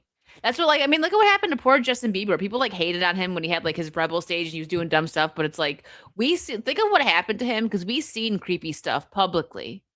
Lots of creepy stuff. Yeah, there was. I remember the scenes to that poor guy. Like I remember Corden, the fat comic from over here, went over there and he was sniffing him on camera. Oh, you smelled gorgeous, you do. And then he starts like fondling his face and stuff. And that was when he was a kid. Very weird people. Very, very weird. And the thing is, most people in that situation would know not to tell the thing. I think that is because it was a mum to a boy, which is still seen differently. Like if all the newspapers, the amount of teachers that are now coming out and prison wardens, and it's always like that way now. It is the female teachers coming out, it's the female prison wardens, and you see the difference in the headline. So if a man does it, it's like man attacked, blah blah blah, and the other one is like woman was with child. It's like they use softer language to describe it because they don't see it as bad. It's like, well, the boy was asking for it. He enjoyed it. So I ended the poll, and chat will like this. 69% won at the limit doesn't exist. Of course. I saw a clip this past week, and I never got to share it, but I think this is how parents should be around their children when people are like hitting on their kids, especially when they're 15, for example. Yeah. My dad always says, that's a little inappropriate. Okay, let me just be clear. My daughter is 15. Okay, you do not love her. Okay, that's some bullshit. Don't for her to grow up, by the way. If I can move on, I will fucking kill you. I love that. My life in prison, knowing when I did the right fucking thing. And things like that, it's like you really should do that for your kids. And did you ever watch that show on Netflix about like kid influencers? I started it. I never finished it though. It was very just like, I don't understand. It's not even just this generation, because we've seen, look back at like Britney Spears and stuff. She was very young when she started. She was like 15, 16 during that Baby One More Time video. And her parents agreed to let her dress like that and dance around like that. So, with the influencer time, I feel like is even worse now, because they're like, let me just throw my kid on Instagram, throw my kid on YouTube and make money. They end up being like the breadwinners of the homes. And like, so Piper Raquel was a huge child star, like, and then she started doing like kind of like risque stuff. And if you watch that show, it kind of feels, or at least the narrative wise, the mom is kind of pushing her and groomed her child to enjoy or want to do that because that's how they live. And she basically within an hour made $1 million on OF.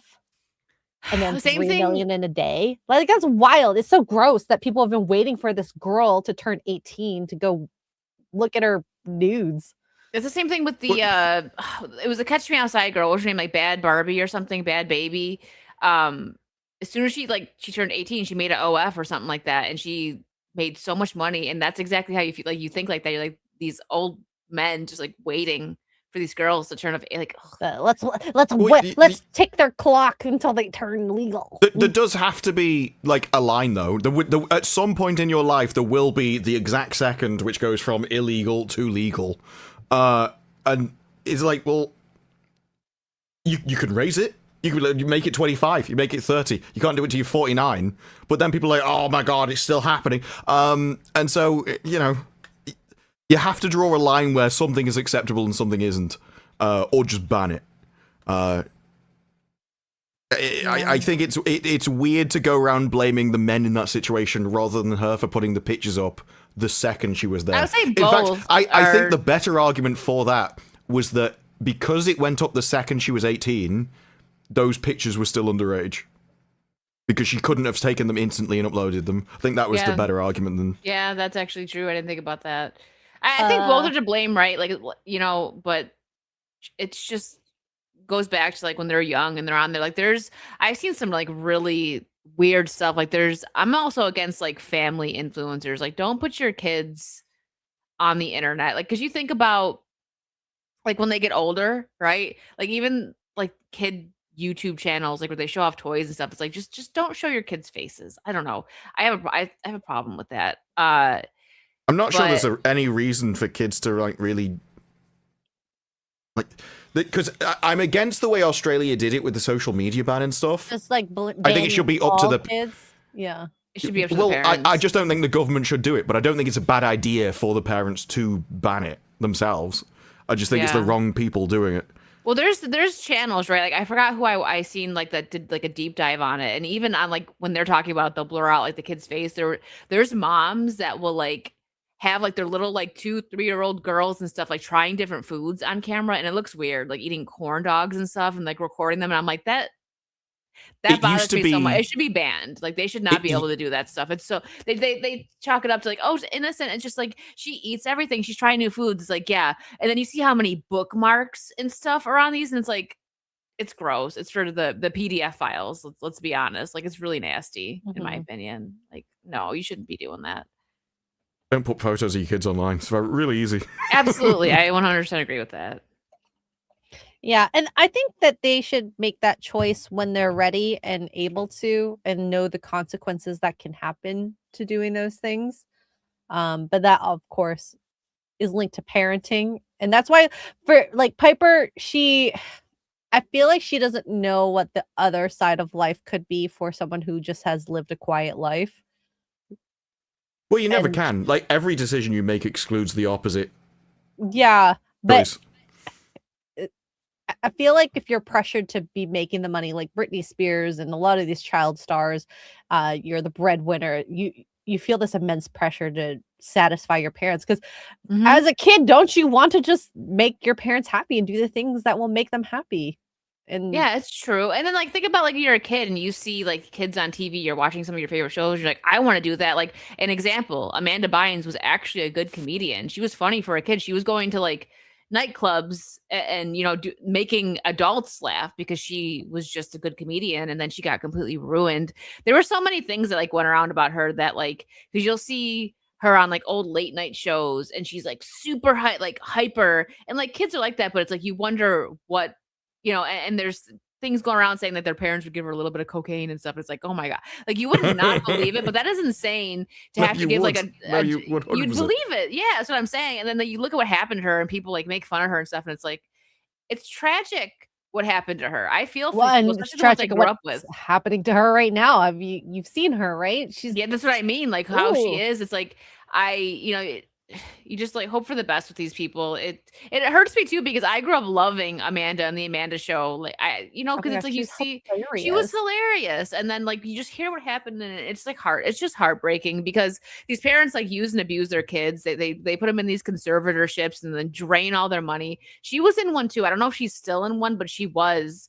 And the same thing with Britney. To be in one at one point. Yeah, like Britney Spears. Britney Spears needed to be in that thing. You only have to look at what she's done since. Somebody that was actually going to help her, not her dad. All her dad this stuff about conservatorship's broke her because it's so How is it stressful? It is not stressful to be in a conservatorship. It does not make you do that. And the weird thing is, you can see now that she clearly feels like it's stolen some kind of years from her because she's doing what she would have done when she was younger. And it's like, just put it away, Granny. Like, seriously, this is not the time. I just think, like, with Britney specifically, somebody else that wasn't, like, her family should have been helping her. I'm not against, like, that. She definitely needed help, but her dad became a millionaire being her conservatorship. He wouldn't let her do a lot of things, like even go get her nails done and little things like that. It's like she was being tortured, kind of. Like, not, like, you know, as bad as someone who actually is, like, in jail or something, but, like, you shouldn't become a millionaire taking someone else's money. Like, if she was so sick, then how come they had her do a Vegas residency? How come she was on this show and that? Like, she needed somebody that actually cared to take care of her, because she clearly does need help even still now, but her family just drained her. Her family just drained her. They used her for money. Like when she was a kid, she was a breadwinner, and then, you know, when they could take control over her, they seized the opportunity and honestly probably made her worse. I highly doubt that you can get a conservatorship just for absolutely no reason. No, it was because she needed the help, and they dangled, like, I read her book and I've kept up with it. They like dangled her kids in front of her, like, well, you better do this conservatorship if you want to be able to see your kids because you're not doing so well right now. And so she did that, and then they gained control of everything. It's just sad to see, you know, because like I said, she was a kid when she started, so her parents initially put her in this situation where she, you know, ended up going crazy being a child star, because we see it with a lot of people. But yeah, we went off on the tangent there. I'm totally none of these celebrities. None of these celebrities would do it or any other way. They would not get rid of their money. No. They would not want to live poor. They would not want to live a normal life. No. No, I agree with that. Absolutely. But some of them went nuts. Yeah, Billie Eilish should retire from music and become a maid. Billie Eilish needs to shut up, because her takes are stupid, and she's sitting there like behind in her mansion, completely protected. So don't. I love how you're gonna throw in and become a maid, because everybody should become a maid in Mike's eyes. Epic Mike. I know that she has a good set that she tries to hide. You can't hide it. And he wants to see that in a maid outfit. They I do know, with Mike. X23. We know where you're going with this, Michael. Michael. I can't remember what her name is, but the actress for X23, after she did all her thirst photos, Daphne Keane? The next film she's in, that they've got her under multiple padded layers of clothes and everything to all hide her body. Instantaneously. They gave her the horrible haircut. They cut all her hair short, made it look like she just got out of bed. They've done everything they can to hide her as a person. It's so bizarre. She needs to go do a movie with Sydney Sweeney, I think. That I would watch it. Speaking of, are you guys ready to talk a bit about Housemaid? I mean, why not? We both finally watched it. Disparu held off talking about it. So, the Housemaid earned. He's like, I was just dying to. Let me tell you, the Housemaid earned $15.2 million over the weekend, a barely there 1% dip from the prior weekend. The R-rated film starring Sydney Sweeney and Amanda Seyfried has earned an impressive $75.7 million in North America and $133 million worldwide against a $35 million budget. And they're also working on Housemaid 2. So I'm not surprised. I guess there's 3 books, right? I'll put my little take in quick, and then we'll let Disparu go on his rant. The girls will talk first, because I feel like Disparu's rant's going to be a little bit longer than what we have to say. So I liked it. I thought it was a good, you know, chick flick thriller. I feel like that's what it was. But with a lot of tension, where you're like, I don't know who the bad guy is. Oh my God, Amanda's crazy. Yeah, so I liked that. But I will say the ending is where some points got knocked off for me. Because, of course, there was some feminist messaging throughout it, right? Like, the first act was really good.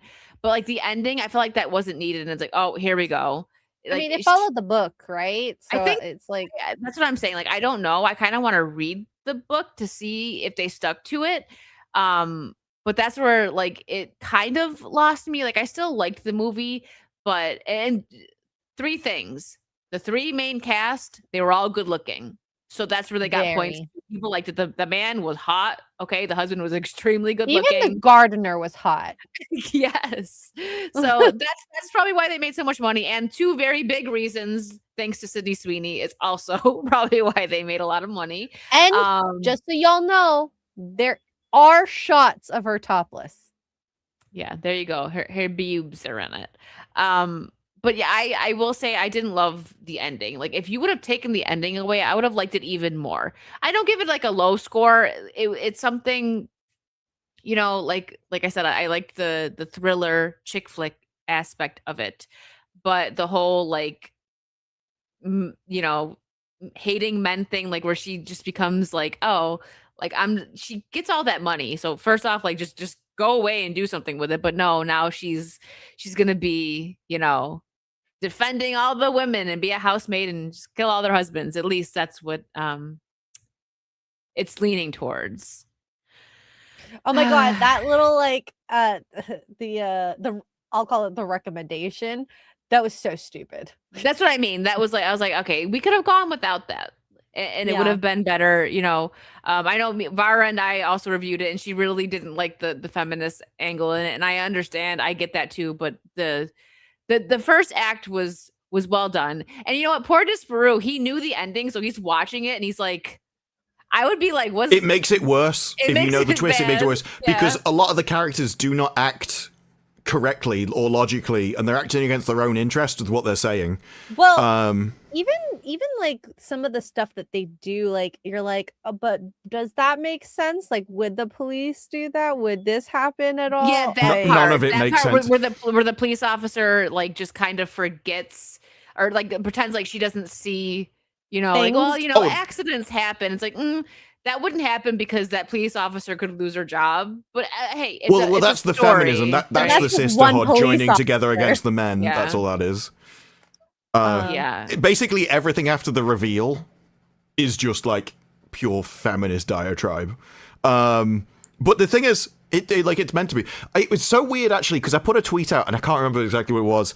But it was something about control the budget, put a hot actress in it, and hyper target it at one gender, profit. And I had a load of comments underneath going, well, actually, this is for women. I was like, I never said it was for men. I said one gender. And I think this is what... this doesn't prove anything else than you should make movies for women and you should make movies for men and you shouldn't mix them.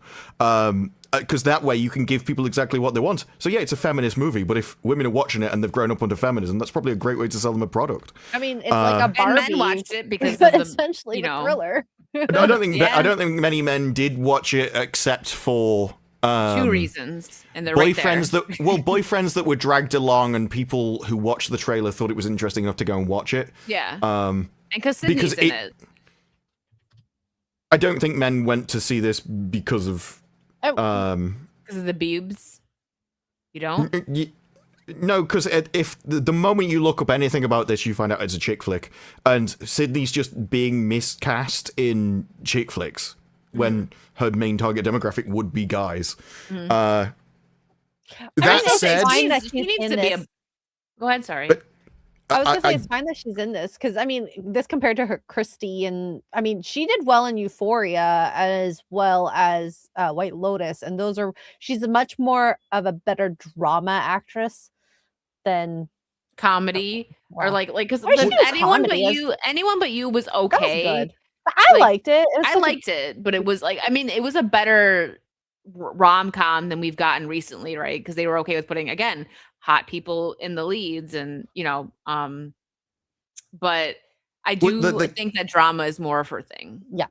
The casting of the movie was on point for everything because Seyfried, I would not trust her as far as I could throw her just anyway. She looks really creepy. She comes across really creepy. And so for the role in this movie was perfect. Yes. Sydney being the femme fatale who lures the guy away was great. This guy being desirable in the first place, he can get what he wants through his looks. That all made sense. There is a lot to like from the mechanics of the movie that was really well done. I know the budget was cheap in inverted commas, but I don't know how they spent 35 million on this. It is all basically in one house talking to each other. Yeah. So I have no idea where that went. Well, I don't think any of the people involved in it get paid that much. Not compared to 35. But yeah, so I thought the start was slow, but I wasn't against it. I didn't feel bored at any time. It was everything after the reveal, because essentially, I'm assuming you'd gone over spoilers.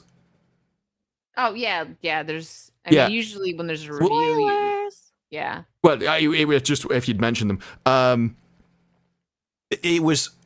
I wanted to see more of what happened after the reveal, so I wanted to see more of Sydney versus him. And then how was she going to get out of that?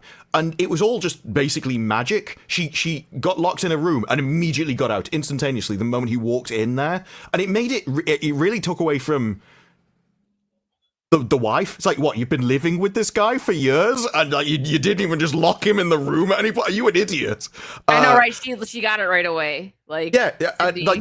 Immediately won the fight, took it over. And so the bits that I was interested in were kind of rushed.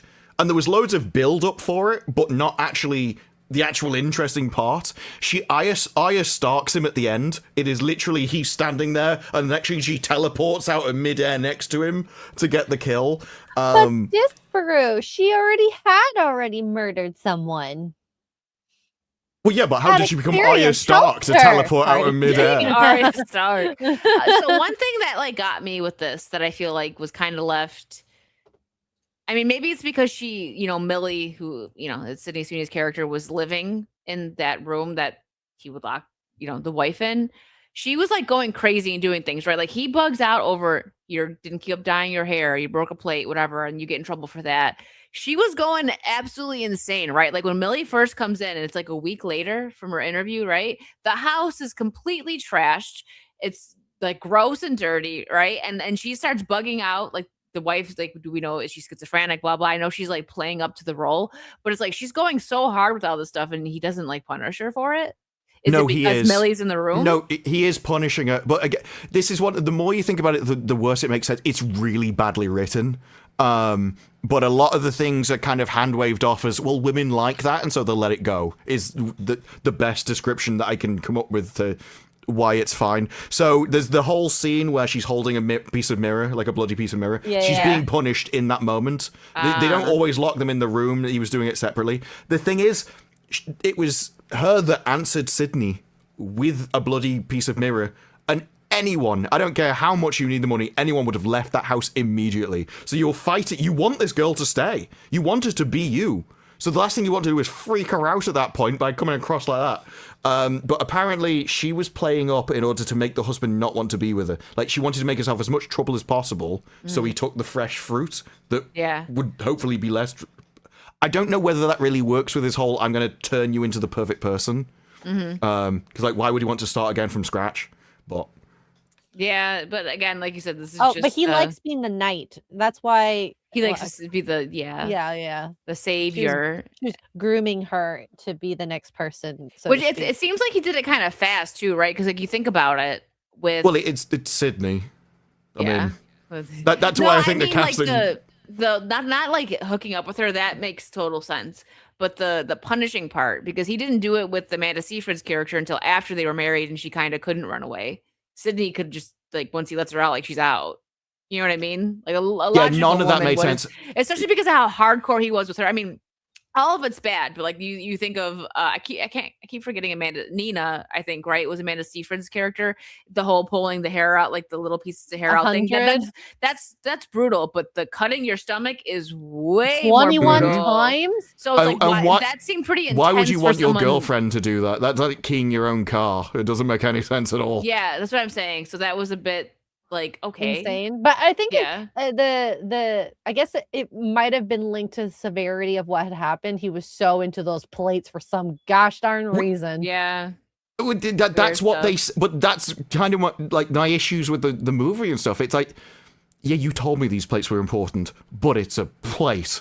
It wasn't built up enough to be that way to cause the overdramatic thing. So it's like, yeah, I can logically work it out because you hit me in the face with it. But you're just not good storytellers. And I think it just comes because I don't think it's a good book. I think that's where it comes from. So they probably did accurately adapt the reason in the book. It just didn't work. It works well in books because girls like smut novels that is like some crazy, like, oh my gosh, I finally get that sex scene and it feels so good. And then all of a sudden, ooh, mystery crime. Yeah, well, that's why the first part, like, there was so much boring stuff, like, that could have been cut down in the first bit. But then I'm like, oh no, that's for the women that watch it because they want the build up before they're essentially the sex scene was the entire point of the movie.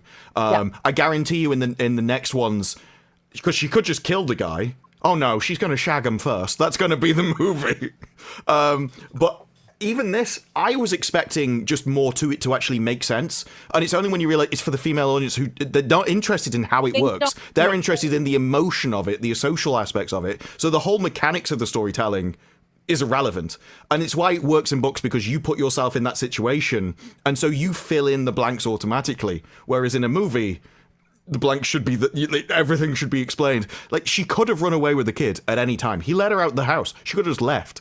And I think that's only explained at the end, when it's like, well, now he's dead, you'll have his house and you'll earn loads of money. That's why she didn't leave. She was a gold digger. Why is the next wife, why does she want him killed rather than just walking out the door? Oh, it's because she signed a prenup and she wants money.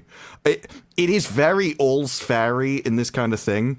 At least All's Fair made more sense, though, from those 2 episodes. Like, it's they really lay it on thick in this. Every single man in this is horrific. except for the gardener. And the gardener was only doing it because he wanted to shag her. The gardener was hot. Well, yeah, but the gardener wanted to shag her, so even that is like he was doing that out of self-interest. My favourite bit was where she was going through and she was explaining, well, the psychiatrist gave me a note to try and get me out of this situation. I blackmailed him for it. I'm like, you didn't need to say that, though, did you? He could have just been nice, but no. Blackmail means he did something worthy of blackmail. Every single male character is crapped on deliberately. And that's the kind of issue. And so it was wrapped up in a way, at least they didn't hand-to-hand fight him, because that would have been really stupid. But the kill wasn't good. I cared more about Sydney and him and wanted to see her fight him rather than the wife. Even though she was 5'2" compared to his 6 foot whatever. She was so tiny compared to him. I was just expecting more, like she just escaped and then locked him in the cupboard. I thought that was ridiculous. The cupboard. At no point did Seafried decide to do this at any point during her whole story. She'd been there for years or something. Yeah. It was more the focus of it, and it's not a bad movie, but like I say, I'm not the target audience, so maybe this is the perfect movie for the target audience, and both of you liked it, so it must be. Yeah, it's not a perfect movie. No, it's entertaining. Is that, like I said, it's entertaining, and it helps when you have all of the leads good-looking, men and women.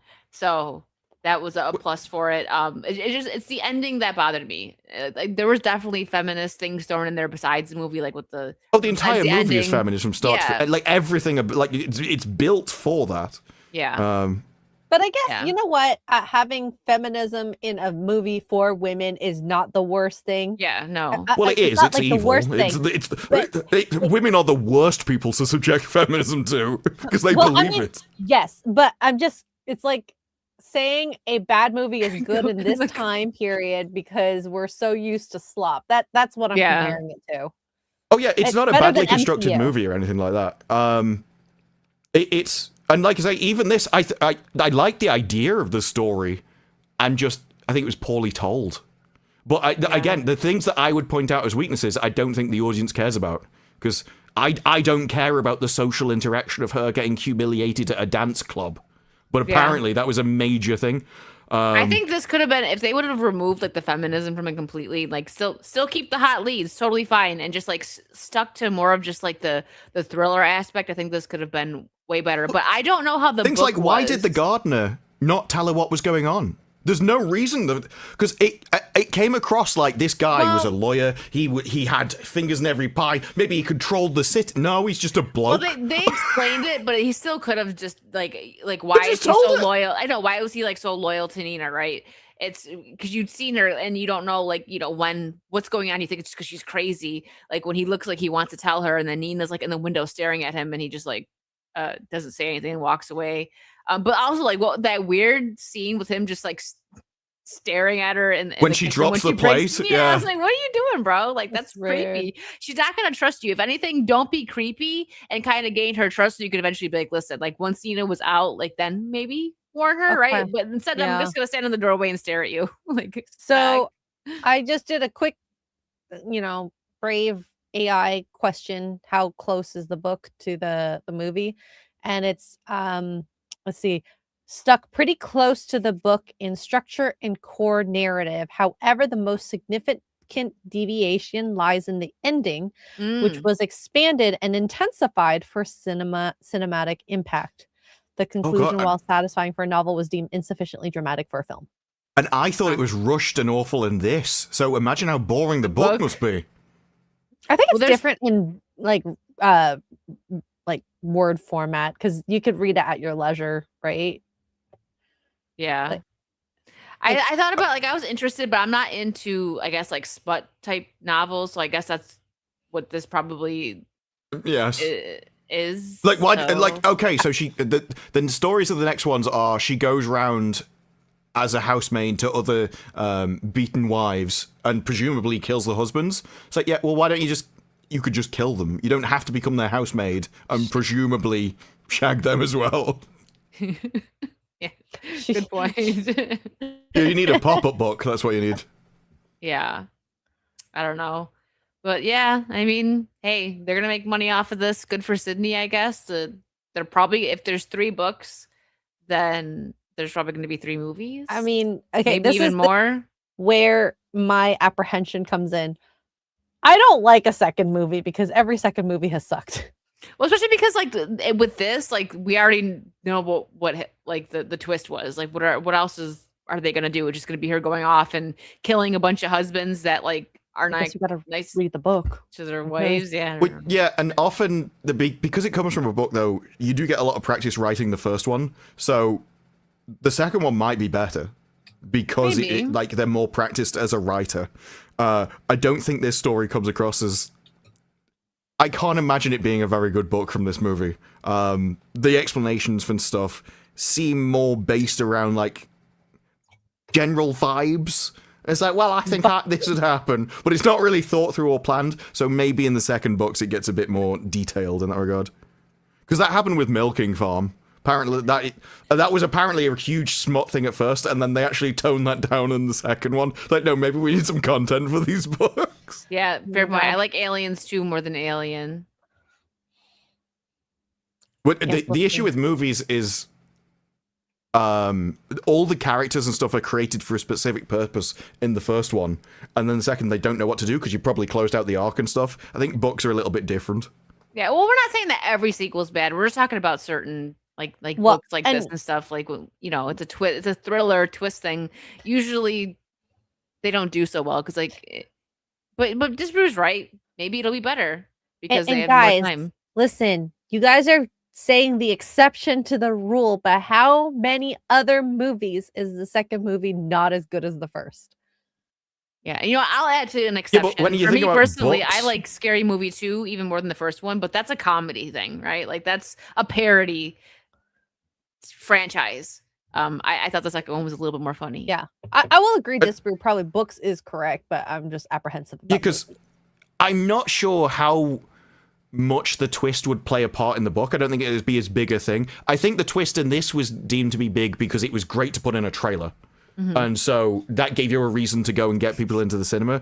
But with a book, I wonder if the twist would have played as big a part. Yeah. I imagine falling for him would have been a way bigger part in this. Because that made me laugh. She walks in, she meets him for like 10 seconds, immediately dreams about him. I'm like, that was fast. No. I know that was. Everyone's putting like the second thing that was the good. Use my strong hand. I did. He's great. Stop bringing a reason into this. All right, let me get a couple. Are we done with Housemaid? I'm gonna catch up on a couple supers. Do you have any more final closing thoughts on the Housemaid? I really hated the Arya Stark moment. It's a girl movie, okay? It's a no, it was just that it reminded me of Game of Thrones. That was she just appears out of nowhere. It was like a horror movie, but she's not the villain. It was very strange. It was the same as, you know, when there's always a medicine cabinet which has mirrors on it. This must be an American thing. We don't have them here. But they always open it, get something out, close it. There's someone behind them. That happens in every horror movie. Mm-hmm. Like, yeah. That's kind of what he did. He just kind of looks over his shoulder and she's standing there. I forgot what she said. She's like, I'll do. I forgot what she said. I'll be back. Yeah, right. I'll be back. He's in everyone's nightmares now. All right. Justin Martins, thank you for being a member for 10 months. They should bring back. Oh, she'll be back. She'll be back. Yeah, she's gone. She was like, you know what? Good idea. That's a great idea. I'm going to apply. She left to be an usher. They should bring back ushers in theaters to keep the peace. Yeah, that'd be nice. But then people can't sneak in their cheeseburgers and their chicken nuggets. Yeah. So I went to Alamo Drafthouse for the first time this past trip, and I like that they're like, if someone's being noisy, just rat them out. We'll kick them. We'll give them one warning, and then they get kicked out. Yes, that's how it should be. Yeah. But you can't serve food in rattly bags and then be like, they're eating no, the they food don't that they serve bought food in from rattly you. bags. So the popcorn that comes in bowls, and then they have like, well, I don't remember for the actual food. I think it was like paper bowls for like other stuff. So it wasn't. That's nice. I hate that sound. Cigarette Gentleman for 2. talking in the theater equals mandatory swirly. Thoughts? No. What about a swimming pool underneath the entire cinema? And then if anything happens in your chair of a certain decibel, the seat just goes backwards and drops you into the swimming pool This was just full trying of to sharks. Okay, Sharks, Dr. crocodiles. Evil. It's Stars like with James. laser beams attached to their head. This is James Bond villain the cinema. Oh my god. Yeah, like it's like Mission Impossible where he goes down and there's a decibel meter. You have one of them by your chair. What if someone farted and then they fell? Don't do it. Just don't do it. Don't let I this think screw people run will enjoy the theaters, cinema okay? if there's an element of risk and their own danger. You sneeze too loud and you're all of a sudden dead. Yeah, Yeah. my little sneeze says. It's like the family members are holding their nose and stuff. DJ Brony for 2 says pants are BS. Oh, for Well, you going know- to the theaters instead of staying home. Oh, No. Middle-aged boomers been a member for 4 months. Hail, Saucy crew. My TV has the AI tool. It's such a help. You 3 need to play Worms WMD. Would be funny watching the girls and see if X-Ray can do geometry. I've only ever Worms? played Worms Armageddon. Worms And I played them. WMD. There's lots of Worms versions, but the Armageddon is the one I played. 2D I- artillery turn-based tactics video game. Okay. Oh. Really good. Yeah, because Maybe. you'll be lots of little characters, and then there's all the weird architecture or landscapes and stuff. You have to fire over the landscape, and it bounces off the sides of the screens and things. Oh. Cool. It sounds fun, yeah. I was just gonna say it reminds me of Earthworm Jim, Yeah, kind of. There's like a very weird weaponry, so like explosive sheep and explosive flying sheep. Oh, it's like it looks like a side-scrolling shooter type game. I don't know Yeah, how it's to tell about turn-based. Everyone takes a turn to use their sort of array of weird weaponry at the enemies. And there's a lot of, like, it's not just friendly fire. Quite often you'll lob a grenade, it'll bounce off a wall and land on you. that. Oh, cool. Hmm. Things I don't need. Also, you should play Paddle Paddle Paddle with Steph Disbrew. It's Nice. you get one paddle on each side. I take the right, you take the left, or something like that. Oh, and then you have no. to paddle your boat through obstacles. Oh, that sounds like a disaster. Disaster.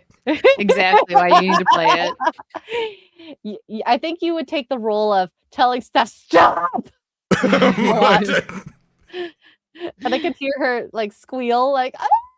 You have to take control of essentially both characters. Just shout instructions. That would be funny to watch. MTV Steve, thank you for the 10. Just run Dolby Pro Logic 2 and get your dialogue in the center channel. Pro Logic creates 5.1 or 7.1 channels out of the 2-channel stereo, perfect for YouTube, etc.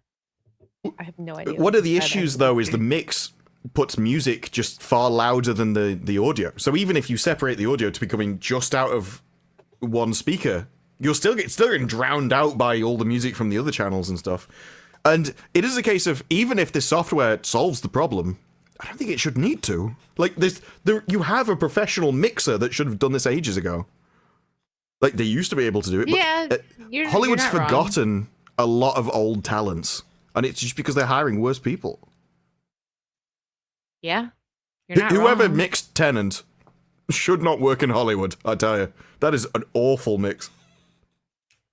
Duppy, thank you for being a member for 23 months, almost 2 years. I haven't heard a single word due to big brown eyes overload. Oh, me? Is that what you mean? I had to load for a second. I was like, me and actually both have the buffering thing going on. Clarify, so please. I think that might be what you mean, because I normally have my pirate makeup on today and no glasses, so I think so. Clarify, please. You don't have to super chat it. John Thomas, thanks for being a member, or not member. My gosh, thank you for the 10. Have you heard the second story? She was talking how AI doesn't help creatively but destroys it. Worth looking at. She booktube person like nonsense free editor. This was like an hour ago. I'm so sorry, we're behind. It is true with the AI and creativity, because essentially, even if you're using it, people are like, well, I just use it to generate ideas. Yeah, but now you're limiting your ideas to just what that created. Whereas otherwise, brainstorming, you may have watched the news, gone out and bought random books. You could have walked into a bookshop and picked up something off the shelf and looked at those. And all of those are random events that lead to a unique outcome. Whereas AI is just, try these 5 things, and then you will pick from those 5 things, or maybe run 5 more. So I do think AI ruins the creativity that way. And it's just based on other things that existed, so it can't create anything out of nothing, in a sense. Yeah, but the issue with that is, like, if I tell you to come up with an original monster, all you do is take aspects from your experience and other creatures, and you will say, well, the tail from this, and the nose from this, and the ears from this. So, that's how all of our imaginations work. We take things we know and put them together in, like, a new outcome. I'm not sure AI works much differently than that. W says, you an X-ray here you find, does this true have eyes? There's a rumor that he does, in fact, have eyes. I go through the world exclusively by sonar. Allegedly. I have the smallest eyes out of both of you guys. So if anything, I should be the one going through life with sonar. Do I look like X-ray? Oh my god, Chrissy's Asian glasses. Yeah, when you're like, we look the same. We kind of did though when I smiled, like really. No, behind the glasses. That's funny. John Thomas, thank you for the 5. X-ray, you have you heard comic Angela Johnson do her nail salon bit? Why you have no boyfriend? Is that the one? Oh, maybe. Clarify, please, John. Thank you. And Michael for 5. Thanks, Epic Mike. Michael. When I'm serious, I call him Michael. It's like my mom only calls me that when I've been like, I've done something wrong. Yeah. That's why she uses my full name. She's Epic Michael. Yeah, I tried to think of a longer term for Epic. Give him like a full longer name, like throw in a middle name. The grandiose Michael. Hail to some of my favorite people. Long live the maids. Of course. And Chick for 199 says mega boobs. I'm sorry, mega boobs. I didn't say it right. Sorry. That was one thing the Housemaid did. That was a really long sex scene. It just kept going on and on. It was Jason, thank you for the Australian too. Back from buying my mom K-pop, or sorry, K-beauty makeup. I see K and I just think K-pop because the K-pop demon hunter is taking over everything. Good. Asian makeup is, some of it's really good. And it's very clean. I actually use Korean like face wash and stuff, and I really like it. Oh my gosh, I use nice. a bunch of like different like face. Okay, just Reeves like turned his ears like, off. Nobody cares. No one in the audience cares. Did you know? I wash my face. Why is this a conversation? It was a man that brought it up. We're just adding. Oh my god! I wash my face. Water, there you go. Runes down my neck into my boobs. Okay, there you go. You're welcome, chat. Epic Meekle Thickums. Meekle Thickums? That sounds like a dog name, like a puppy. Mr. Thickums. But it has to be Mr. Thickums. You can't just call him Thickums. Yeah. Oh my gosh. Yeah. All right. Let's see. What else do we have? Depends what you're nicknaming Thickums as well. Speaking of Thickums, I know Mr. all the boys. Yeah. All the boys like Miss Cat Dengings, I think. So we'll bring this up. Speaking of Thickums, she says that Marvel did scan me. So to be honest, they could put me in anything they want at this point. Who knows? I'm in the system. But you signed the contract to give your likeness away. So whose fault is that? Because there are actors who will not do things like that. And she's gonna get paid regardless. Probably same thing as like the AI usage for no. You don't think so? No. They sign away their likeness, meaning that they might sign away their ability to get paid for stuff. It depends on the contracts, yeah. So it could just be that the scan that they signed away for was for that movie, or they could have given them like permanent rights. Because I think like with the like ARC Raiders, the people like that, the voice actors that signed for them to use it if they need to add like new scenes and stuff, if they do that, they get paid for it. So it was just that was something that like Vara said, that they still get paid like when they use their voice, or maybe they just got like a hefty payment just for like doing the like signing the AI thing. I agree with it for that. Like I think some of this is going to be it's going to get a little weird, like when actors have passed and we still see them brought back in like Marvel movies and stuff. But I get it for like ARC Raiders because like, oh, they want to add like a new DLC. So instead of having to bring them in, they just to record and all Yeah. that. Yeah, I can understand that, but like the weird thing about voice and likenesses is that you never know what they're going to use it for. For example, Apple Siri used to be another woman's voice until she tried to sue for money. And then they changed it. Yeah. So this girl who did some ad or something, some job voice acting, she never got paid to be Siri. But then when she found out she was Siri, they all of a sudden, oh no, we're changing it to something else, to someone else. But that's the problem with signing away things like that, because then they can use it for merch. They can use your face in another movie, who knows, other scenes. But be careful what you sign. Yeah, I mean, all of this is kind of standard contract law that's been sorted out, that the non-exclusive rights versus exclusive rights, things for limited to certain products and stuff. Is your thing activating, Dan? Oh, I'm so sorry.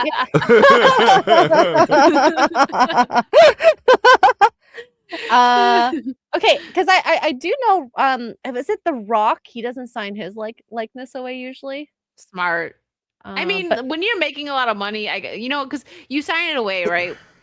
And then that keeps like because he has kids, right? The Rock, it'll keep your family from making money, because they're never gonna like ask like, oh, can I use this for this? They're just, if you're signed away, they're just gonna do it. That's just like one part of it. It's not like the biggest part, but that's how I feel like some parents might think as well. It's also required, though. So if you see behind the scenes of the Marvel stuff, they CGI everything. They CGI their hair, their capes, their faces, all changed. So I'm not even sure you could do a Marvel movie at this point without being scanned in, just because there's that much CGI and de-aging and stuff done to you. So it is required, but it's just like the contracts are limited to that project, and then they can't use it for anything else. And then if they do, well, then you can sue them. You have a legitimate right to sue them because they breached contract. So I don't think any of that's an issue. My where I think they're going to have problems is, especially if the unions strike and they draw up all these rules, Hollywood just won't use them. There's nothing like your face which is uniquely valuable. It's your acting ability is why people hire you and want you in movies. The moment you get rid of that and go to AI actors, you can get someone from the street. You scan them in, you use their face. So I don't think all their worries about people stealing their likenesses will actually mean anything, unless they're big stars. True. Yeah, I don't know how, like, what she was saying with that. I think she probably, it was just, like, in an interview, like, she signed it away, right? So that would kind of suck, though, right? Like, they make you do it, or whether you just sign it. So if you're part of, like, Marvel, they might just use her likeness and she doesn't get paid for it instead of having her come for, like, Doomsday or something. I imagine the contract itself, assuming she did the most basic of thing and got a lawyer to look over a contract, I'm assuming there would be limitations to it. They may have even had like non-exclusive rights to use her likeness in anything related to the marketing of the movie and stuff like that, because it goes in posters and stuff. But I doubt she just gave him a non-exclusive permanent right to use it for anything. That would be a wild contract. Read your contracts, though. It's very important. All right, what else do we have here? Oh, so this Rockstar stuff, I don't know if you guys see it. It's not like that important, but GTA 6, which we may get sometime in the future. Yeah, the leaks were true. So in the leaks that we were talking about was like the gay pride parade, right? That was one of them. What was the other one? That there was going to be, was there something that was like there was going to be a bunch of like trans stuff in this, or no? Honestly, I can't remember really been now. following it I have been, but I closely. can't remember. I assume Disparu might know some about it. But I just remember the Gay Pride Parade one though, because people like the comments were wild. They were like, "Oh, can I like please put it in." That's yeah, what they're like, "Do it." Like, That's what he said. can I drive through? Like, they're pretty dark. It's kind of funny though. I remember a guy got banned. I think he got banned. Red Dead Redemption, I think it was, and there were what do they call the early women's protesters? They were in there, and he attached them to like a horse and dragged them through, and then threw them in a lake. And I think he got banned off Twitch or something. He made a video about it that went viral. So I think there'll be a lot of stuff like that for GTA 6. The thing with GTA 6 for me was I think it was Scryer did an article. And it was all about how we really regret our previous games. We know that we did awful stuff in them. We had frat boy culture within the company. We're going huge effort to get rid of the frat boy culture, get gender parity across the. I think that's what will get rid of it. So none of the leaks surprise me. I think you're going to end up with a very woke version compared to previous games. Yeah, which is unfortunate. San Andreas is still my favorite. I actually never completed this story for GTA 5. I just played with friends. I loved GTA 5 online with friends. It's so much fun. There's so much to do. Loved it. So I can't really comment on the story weirdly. Like, I don't know why I never did. I think it's because every time I got on to like play, my friends would be like, "You want to go online?" I'm like, yeah. Yes, I do. I want to rob banks and be degenerates. Go to strip clubs. Yeah. The story wasn't amazing, but the characters were good. Yeah. I think that was the thing. I don't know why we had one guy in whose entire, like, his whole character was just, I drop N-bombs all the time. You could have cut him easily. But the other two guys in it were really good. Like, one, my favorite thing is when he was talking about him being a proto-hipster. Like, he was a hipster before the hipsters turned up, and when they turned up, he left to be a hipster for something else. And then you had the guy who was, like, your typical kind of... We used to see the story all the time, things like The Matrix and Fight Club. He'd grown up, he had kids, and he hated his life because it used to be interesting. Because it used to be interesting, wasn't anymore. Yeah, so now it's just like... He's got a wife and 2.4 children and has to live a normal life when he used to rob banks, and all he wants to do is get back to robbing banks, and it kind of destroys his life, and he realizes, actually, no, maybe I like the boring life. I like that kind of story. Something on the positive note that I think we're all going to be excited for, because we like the Godzilla -1. There's a date. The sequel for Godzilla -1, nice. The sequel releases in theaters on November 6th. This year, right? Yes. Which is still basically a year away, but I'm excited for this. I didn't watch -1 in theaters, and I'm so just like gutted that I didn't, because it was so good. And I'm like, man, this would have been an experience in theaters. Yeah. So I will absolutely be going to see this one. I'm very much looking forward to it. Have you seen some of the figures that they've released? There was this, at least one that I seen that looked so cool. The -1 figure, like I don't think it was Sideshow. Maybe someone in chat will know. I know there's a lot of collectors here. It's probably from their like official site, maybe like the Godzilla. I think so. Yeah, and it looks so cool. Like, this movie was just so good. What year did this come out? Was this 24? A year and a half, 2 years. Right? It was 2024 or 2023. Had to have been 24. I just know it was my favorite movie of that year. It was like really good. So I hope they stick to the formula. I think they will. I mean, Asian cinema. I wonder what the budget is. I would say 50 million. I mean, they did so well. Let's see. But wasn't it a crazy small budget for the first one? People were saying like 40, and then I think I'm sure one of his comments was, "I wish it was that much." So I think it's actually less than the already incredibly low budget everyone's been saying. It looks like it's a higher budget compared to like MCU. I just looked it up. It says, well, the exact budget for Godzilla -1 sequel, Godzilla -0, hasn't been revealed. The director confirmed that it will have a larger budget than the original, which was reported 10 to 15 million. Yeah, which of course it's going to be more. Yeah, I mean, the Godzilla franchise does so well in general, and they made their money like tenfold, right? And then some. I would be surprised if it was. It has to be at least over double. Yeah. But it seems as well, though, he would just... It is a case of necessity is the mother of all invention. So Marvel and everything waste so much money on scenes that get cut just because maybe we'll put it together in the editing room, or they'll CGI a scene and then they'll see the CGI scene, don't like it. Oh, that tested poorly, so we'll do that. And so he had a movie. He knew what he needed to be shot. He shot that, and there's things of. He was going round the room. All the CGI people were all in the same room, and he was going around time by time, looking over their shoulder at what they're actually doing to keep everyone on point. Everything was done efficiently, and that's how we made the movie.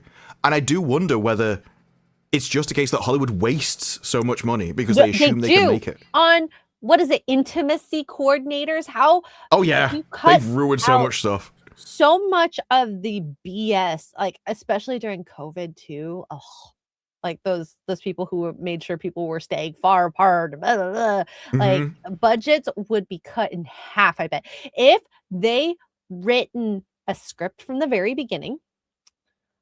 If they planned scenes with proper costume, makeup, sets, down to the little details, art on walls, they could save so much. But no. It is amazing how much of the Marvel stuff especially gets CGI'd. Like, their outfits are all... It's like, you could just get people to wear clothes. We have the technology. I was like, no, we'll CGI the clothes on him, it's fine. And then you'll see Brie Larson, and she had, like, a hair down, and they got rid of her long blonde hair and replaced it with different long blonde hair, because it didn't flow in the exact correct pattern for them in this scene. Like, they put so much effort into stuff like that doesn't matter. Nobody would have minded if we just saw Brie's actual hair. But then they won't care about the story and the script, and they'll just wing it. And we'll sort that in the editing room. How many scripts have they started filming before they even finished writing the script? I think I wouldn't be surprised if it was all of them, because even the original Iron Man, that really did a number on him, because the original Iron Man was made up kind of as it went along. But you have people like Robert Downey Jr. improving and just his kind of charisma carrying the movie for you. And so it works. And it's a very basic, like, masculine hero story, so you can do that. But as things get more complex, you have to plan it out. And then you have testing groups. Why don't you give the script to them before? See if they like the script then. No. Instead, it's like, no, we need to change this. We'll remove this arc and put new characters in, and we'll change the style of everything. It's such a ridiculous way to make a movie. Yeah. It's very... it just feels like my dog ate my homework. I don't know what to do. And so we're just going to make it up on the spot type of thing. And that's not going to work when you're spending hundreds of millions of dollars, because then you'll spend even more of hundreds of millions of dollars. And the more characters you have, the more you need a script to have everyone in the same room at the same time. Not, we green screen this guy's face so we can stick somebody on it, but we don't know who it is. So we're not telling the actors who they're acting a scene with, which I don't even know how you're supposed to act in that scenario. Yeah. Although I think the funniest one that they told Tom Holland that he was going to go to a wedding, in that scene where it was Tony Stark's funeral. Oh yeah, they told them all. Because they all thought would have blabbed. This is why people have taken looked at stills of it. It's like, these people all look miserable, and they thought they were at a wedding. It was like, no, they're supposed to be celebrating. But the Iron Man thing, I think, because there's a lot of gotcha people where you'll say anything and they immediately try and find an exception, like that proves anything about what you've said. And that is what Iron Man is used for. It's like, well, you need a script. They go, well, Iron Man was successful. And I think that happens in Hollywood. They got away with it once and just thought they could all the time. There's a difference, though. Wrong lessons. Yeah, and that's different too. It's like you're trying to keep people from blabbing, and you kind of... I guess in that instance, it's more of like their reaction to, like, you get like a different kind of reaction, right? Because like once they're filming it, they know what they're filming, right? I don't know. It's definitely, Hollywood's gotten lazy in a lot of instances where it's just like, it's so sad to see, because you look back at old stuff and it still holds up and it's so much better storytelling wise, even CGI, like how... Like, we really need to look into the backwards progression of CGI. Like, why does Jurassic Park look amazing? Yeah, like why does Look, Jurassic the Park look Arkham games. amazing, and then now, yes, the Arkham games. Oh my gosh, but that is such. I love the Arkham game so much. Yeah, but people point to Arkham Asylum and stuff and be like, this game looks great. And then they point to new modern games and it looks worse. It's like somehow we have regressed. They've had that's because they actually cared, right? Like for the Arkham games specifically, they had one guy for years working on just how Batman's cape flowed. One person spent years working on just that little tiny detail, and they don't do that anymore. Look at the I forget which Star Wars game it was. It was with the redhead guy. Which one was that? Oh, I don't know. I never played those. You know what I'm talking about though? Like I seen like someone playing it, and it was like he's in a cave, and it just there's nothing up there. Like it's not a cave. It like totally takes you out. And I'm like, they're so lazy. They couldn't even have it to where, you know, it's a real cave. Like it's like, yeah, it's a cave around you, but then you look up and it's just like gray, and it's so lame. And I'm like, it's unfinished. Unfinished. Yeah, it's so lame. Like, and we're supposed to give you money for that. Yeah, and I mean, like, we got AAA games sucking so bad. Like, Star Wars Outlaws should not have ever come out. Like, it makes Cyberpunk look like absolute masterpiece when it first came out. I mean, it's good bugs. now, but yeah, but we're in a backwards world where people have gotten so lazy. Wherever they can save money, they look at Disney. For lots of reasons, but their animation. I loved the 2D animation. It was beautiful. And if you've seen it, you knew that you didn't even have to see like the Disney logo. You knew that it was Disney. Now Disney's animation looks like every other company. Like you don't know if they come out with a new movie, which they don't really do that much with the animation, but they do. You have to see the Disney logo to understand that it's Disney.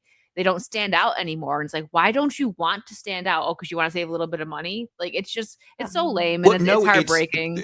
They want certain people. So the issue is, if you've always, because it is just the collapse of competency, if you always had these really talented people and then you suddenly decide that you hate those and now you want all these new groups, then, well, they're not there. There's a reason why they weren't in the job in the first place. They can't do the job. And so what the animation studios and stuff were doing was they were getting fan creators to just come in and write it, but they never made animation. Oh, they made doodle on Twitter or something occasionally, but they'd never done that job. And it's like, no, we'll teach you. And so then you have to go through the learning process of people who just can't compete with what used to be. It's the same with gaming. Like when everything went corporate, well, now you've got HR, and now HR wants all these certain demographics and all these different things. And it was no longer just. There used to be things like made by gamers for gamers. Well, gamers look like a certain thing. That's just what happens. It's not going to be a huge array of people. And so the games go downhill. And look at Art Creators. So Art Creators were made by the same people who made The Finals, who were a spin-off of Battlefield. And look, Battlefield's been going down. And then the spin-off people who used to work for them and used to be talented in that company are now making their own game that became bigger than Battlefield was. Same thing with, like, the people that worked on Expedition 33. I feel like we're seeing a lot of indie developers because they got pushed out. They're making their own thing. And I mean, it's going to be a bit harder to push into the film world as of right now, whereas gaming is a bit of more, referrals, because a lot of friends will be like, play this game. Plus the influencer market, it's definitely a lot different from movies and TV shows. But, we're in a world where I saw this on Twitter, where animals are now getting awards for acting. That's where we're at. So I guess this is the Astra Film Award, where the dog Good Boy, won the best actor. I think it's so cute. But I mean, there's cuter than there's being better than a human, because obviously a dog can't act, so they just had to choose the best takes or build the story around what the dog did. Good Boy Award, yeah. Good Boy Award, yes. How cute though. I didn't watch Good Boy yet, but I actually liked Black Phone too. I thought Ethan Hawke he's Bray actually hated it. That's all I remember. I liked it. I didn't expect to. It is creepy. I didn't expect to though. It's the first one was obviously like a little bit better, but I don't know. It was weird because like I don't know if you've seen the first one, but the way that one is like how I won't spoil anything for anyone because I guess it's kind of newer, especially the second one. But the way it ends, it's like how are you going to do a sequel here? Like very much so, like with everything. It's like the story's been told. Some main characters aren't there. We'll just say anymore. So you're like, huh? But pretty good job. Apparently, the Skaskas know the director. They're friends with the director of Black Phone too. Yeah. Not surprising. They know all the horror people, right? I read a summary of the first one because I remember the trailer set up a mystery that I wanted to know the answer to, so I just read some of the movie, and I couldn't understand how they'd do a second. It seems like a really. I mean, there is something there is something in the first movie which sets up that as a possibility. So I just assume that's what they did in the second movie. Yeah, Vara and I both really liked it. We reviewed it because that's something that like we try to do like newer stuff, but sometimes we go with older stuff. Like in October, we just like went through like a bunch of like different horror movies to review at the end of our streams. And we both actually liked that. It's something like they have like a winter setting too, which when you're doing a horror movie, there's something about that just like sets the scene more. When it's like the aesthetic is like a winter cold night, I don't know, just a personal preference maybe. But you're saying you want a Santa horror movie? Well, there is some. Actually, speaking of that, he like comes down chimneys and slaughters the parents. Well, they had the Violent Night with David Harbour, which I actually liked. I'm not into other holiday type horror stuff. Like I'm not into Christmas horror movies. But this was actually kind of good now that you brought that up. It's kind of newer, and they're working on a sequel. I didn't mind Violent Night. Anyways, digressing. Hey Zeus, thank you for gifting a membership, and Duppy, thanks for the 5. I haven't seen anybody reviewing the second season episodes of Fallout. Duppy approves thus far. I have watched them. Have you? Yeah, I like them. I do too. The last episode was not as strong as the third, but it's still good. I mean, I honestly didn't hate the first season either, though. I know, like, it's not that people hated it. It was kind of like I remember Distru saying it was kind of just boring. Which it was the ending that annoyed a lot of people. Like, we're going to cause the apocalypse for profit. Are you an idiot? Yeah. But sorry, what were you going to say? Actually, it wasn't as strong this last episode. Oh, this last episode wasn't as strong as the third one. But I think if they can continue this momentum, because I do like where I like the Brotherhood. I like the Walton and Ella Purnell's so good. The angel versus devil type of friendship that they got going on, even though they're not friends. I like the executives sounding so dumb as they're awakened, but it works for me. It's a lot more lighthearted. I think Maximus sounds like he has more of a backbone. He has his morals dumbness that I support. Yeah, his dumbness is kind of like rubbing off, not rubbing off, but like what word am I looking for? He's I'm not minding it as much. Yeah, it's like you remove the victim and he just like kind of makes dumb decisions. It's like, well, his heart's in the right place, so you don't feel as bad, but he has been making some really questionable choices. But hey, trying to save kids and stuff, I'm for that. But a couple of the moments, it's just like we're just like gonna go in there and take out the leader. We're like, he didn't think this through. Nope. Like, but it's I don't mind it. It's silly. But he keeps failing upwards somehow. Yeah. Yeah. So that's my that's just Hollywood writing what they know. Yeah. Jason, thank you for the Australian 5. Kathleen Kennedy's out, so Frank Marshall is free to make the film he really has always wanted to direct. Congo 2, Ape Crap in Africa. I have no idea. I don't know. I don't know. Oh yeah, we haven't really talked about that. Kathleen Kennedy's actually out, huh? Well, that's a rumor. It's just a rumor. Okay, I didn't know if it was a rumor or not. Until she actually leaves with an official statement.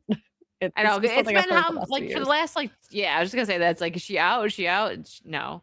Darren, thanks for being a member for 6 months. Did you all see 70 Years of Godzilla: A New Roar in Southeast Asia? No. I have not seen that. What is that? Godzilla? No. Is it like a documentary? It seems like one. Yeah, 70 years, I would imagine. Yeah. It's a 2025 short film by Toho celebrating Godzilla's 70th anniversary. I'll check it out. I will check it out. I didn't know that it existed. Thank you, Darren. All right. I know Disparu's gonna love this casting so much. Well, it's in talks, but the last few times we've seen it in talks thing, especially for the Tangled live action, it happened. So Catherine Hahn is in talks to star as Mother Gothel in Disney's live action Tangled remake. I guess so it'd be fine. Agatha's coming back. She's an animated actress, and I think it would work in a live action of something like that. I suppose maybe she does a good job playing an old witch. Yeah. So yeah. If that is the role of Mother Gothel, it is. Oh, you've never seen Tangled? Yeah, she's a. Of course, I've never seen Tangled. I don't. I have know. dangly bits. I don't. Listen, you've seen Secret Circle.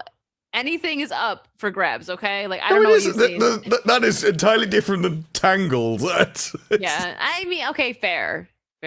But yeah, so Mother Gothel, the story of, like, with Tangled is that she's looking for this flower so that she can, like, de-age herself, and they give the, king and queen give it to Rapunzel because she's sick, and then so the magic is in her, so then she kidnaps her and blah, blah, whatever. She's an old witch. That's the story. Oh. Yeah, I mean, Catherine Hahn as a witch did fit. Good point. So you could not use that. You've seen Milf Manor. You could not use that excuse. Yeah, but that was a car.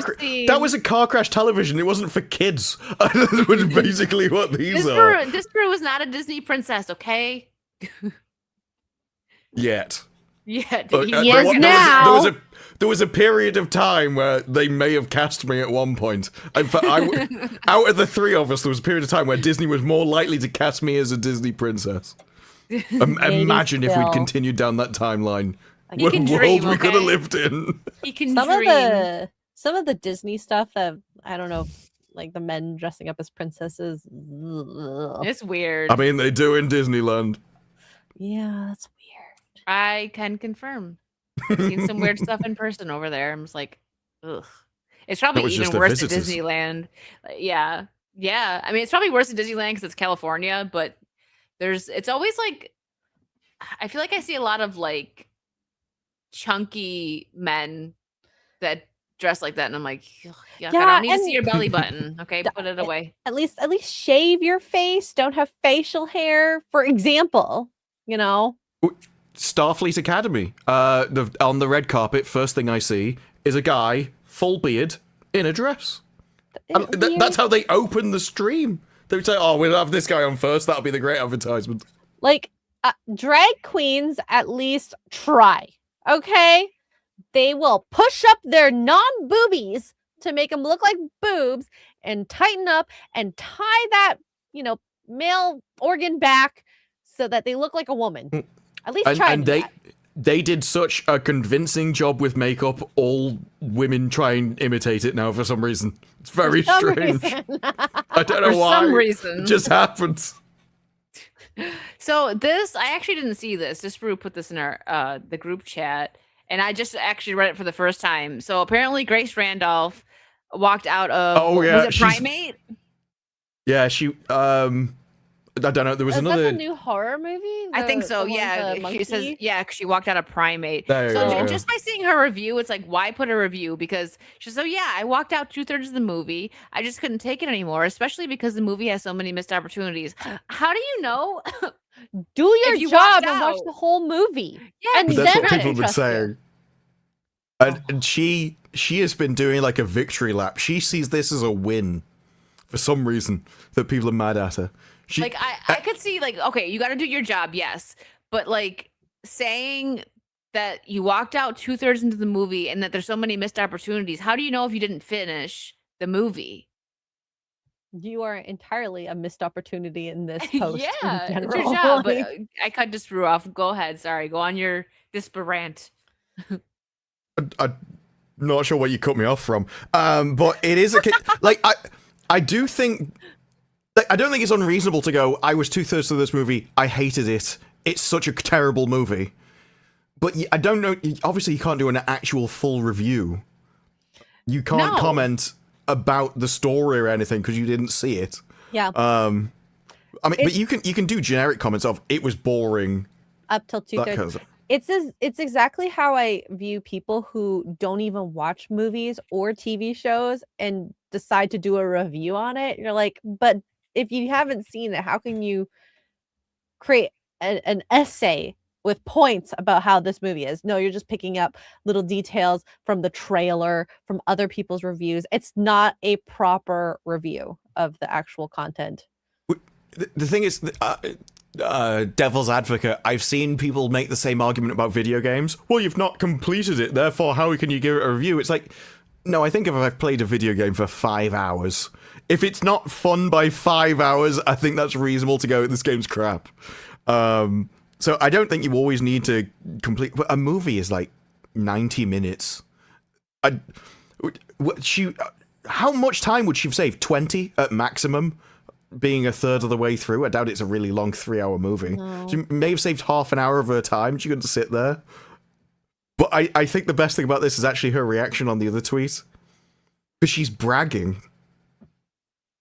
They're out here helping me. I just posted the review, but you made it famous. Cope. Wow. Cope. I don't know. I think she loves being the center of attention. I think loads of people have come for her, and now she's like, yes, I'm gonna glory in my fame. So, I don't know Grace Randolph that well. I don't keep up with her. I just see people like kind of make fun of her, and like I see the crazy eye pictures that people share of her. I gather that most people don't really take her reviews that seriously or agree or say like that was a base take. Maybe sometimes, I don't know. Like I said, I don't keep up with her, but all I've seen really is people mostly making fun of her. Well, her this side of the internet, I'd say normie people probably do like her content, most likely. She does have a decent amount of like views and whatnot. Like you can't take that away from her. Okay. But when it comes to the more hardcore reviewers, they're like, they make fun of her. Yeah, it seems like especially she's recently. Earned it. Well, she's been losing her mind over Marvel because all the trailers are men. And she's just like, I want the MCU back. What you've just done, rolling your eyes, that's what she did while watching the trailers and reacting to them. And she's done multiple rants now about how we need the MCU back. We don't. I mean, it makes for good content for us when the MCU's here, but I'm okay with them. But see, I forgot who it was. Sorry, but it was last week. Someone super chatted or commented saying that we may not be getting like what we think. Like they're advertising this like dad arc with the MCU, but it could be like Sins of the Father. When someone said that, I was like, crap, you're probably right. Like I'm not even being cautiously optimistic with it. It's like, I'm just going to see what happens. Like if it ends up being good, cool. But if it's crap, I'm not going to be surprised if they go that route with it. It can also be the daughter replaces him. Which we've seen multiple times. Thor, for sure, because he's got the daughter. Yeah. Well, I don't know. Do they even say if Captain America's kid? Like we don't know if it's a boy or a girl. The son. I think it's a boy. But either way, the trust that I have in Marvel is so low that even if you're dangling all the characters that I liked when I was, back in the day, phase 1, I don't trust that you're going to do them justice. You've done it so many times where the bait and switch, where it's about the woman and the DEI characters, and you trash the men or the characters we like, and it's just I don't want to be abused anymore. Okay. I don't want to waste my money. Yeah. Well, that's because I don't know what else they could have done. I think the marketing they've done so well with the teasers and everything has been well done. I like the themes of all the trailers and stuff. But yeah, it's like, well, I'm still gonna wait for the movie because. So I think it might be impossible for them to build hype now. I think the hype was just look at the actors, we brought them back, and then you have to wait and see. That's as good as it's gonna get. Yeah. Be happy. We gave you what you wanted. Yeah. I think they are gonna get a good chunk of the normies back to the theater to watch this, but after the first week, if it's bad, that drop off is going to be significant, I bet. But But if it's good, then. What gets me with the trailers, though, is because I like the themes of it. They're not themes that have been in the last phases of Marvel and stuff. But it means that you always knew that these things should be in movies. You were deliberately excluding them because you didn't like the themes yourself. And it's one thing to put like those kind of themes and just say the words of duty, honor, war in a trailer. It's different to actually understand them and put them in a movie, because then you actually have to embody them, which I'm not sure they can. I don't think they can, depending on who's in the writing room, who the showrunners are, who just the people around them. Because even if they try to put characters, I'm trying to think if there has been like, I guess Deadpool and Spider-Man are the only one like Marvel movies that have done relatively well in the past 2 phases, right? Yeah. But they wrong lessons. For example, like Deadpool and Wolverine. Now it's going to be about cameos. That doesn't necessarily mean that your movie's going to be good. It just means it's entertaining as well. But like the rewatchability, you know what I mean? Because it's not like a story that like really hits home. It's like, oh, I enjoyed this for what it was. Like, oh, I like the cool cameos. Like, are you really going to watch it again? Or are you going to buy No, I'll say Spider-Man will watch again. I think that's the only movie that I would rewatch. But other than that, You have to bear in mind what these 2 movies are for, though. These 2 movies are just to get people back interested in Marvel so that they can launch the next phase on an upswing, essentially. And then... but it's like when people are like, well, this movie will cost so much it will lose money. Yes, but I do think there's an argument you can make that the point of these movies are to make money in the future. Like, they know they've lost everyone, and so they're just trying to win people back for these 2, so that the next phase, it doesn't start at a low. Because if it's... You need, essentially, the benefit of the doubt back for the new characters and things. So I think that's why they're willing to spend the money and get the characters back and stuff. It's... my issue is you've got Grace here going, well, the MCU, we did the MCU, and there will be people like that inside Marvel in the writer's room on the screen. Well, why should Captain America be the hero? But because we've got this woman over here who can do the job for him. And I think they will just drag them down unless they sort of rule with an iron fist. Like, no, they can piss off. They're only here as a token. Like, you actually have to get down to just being honest with people. Yeah. Well, they're not willing to be honest with themselves. So how can they be honest with people? It's true. And speaking of MCU, this just popped up and we can look at. I had no idea. Not that I cared to really keep up with Anthony Mackie's Captain America stuff, but Anthony Mackie thought that Sam Wilson was going to die in Avengers Endgame before Chris Evans told him he was going to be the next Captain America. He goes, "Have you read the new script?" I said, "No." He said, "You don't know." And of course, he had to go here. Being black, I'm like, I'm a die. Damn, they're getting rid of me, man. He takes me to his basement and goes, "Read it." That's part of he went into Chris Evans' basement. That is a bit weird. Yeah, it is a bit weird. So this guy brought me to his basement. Sorry? Excuse me? I get to the part, he hands him the shield. I'm like, "So why did you give me the shield?" And he's like, "Because you're effing Captain America."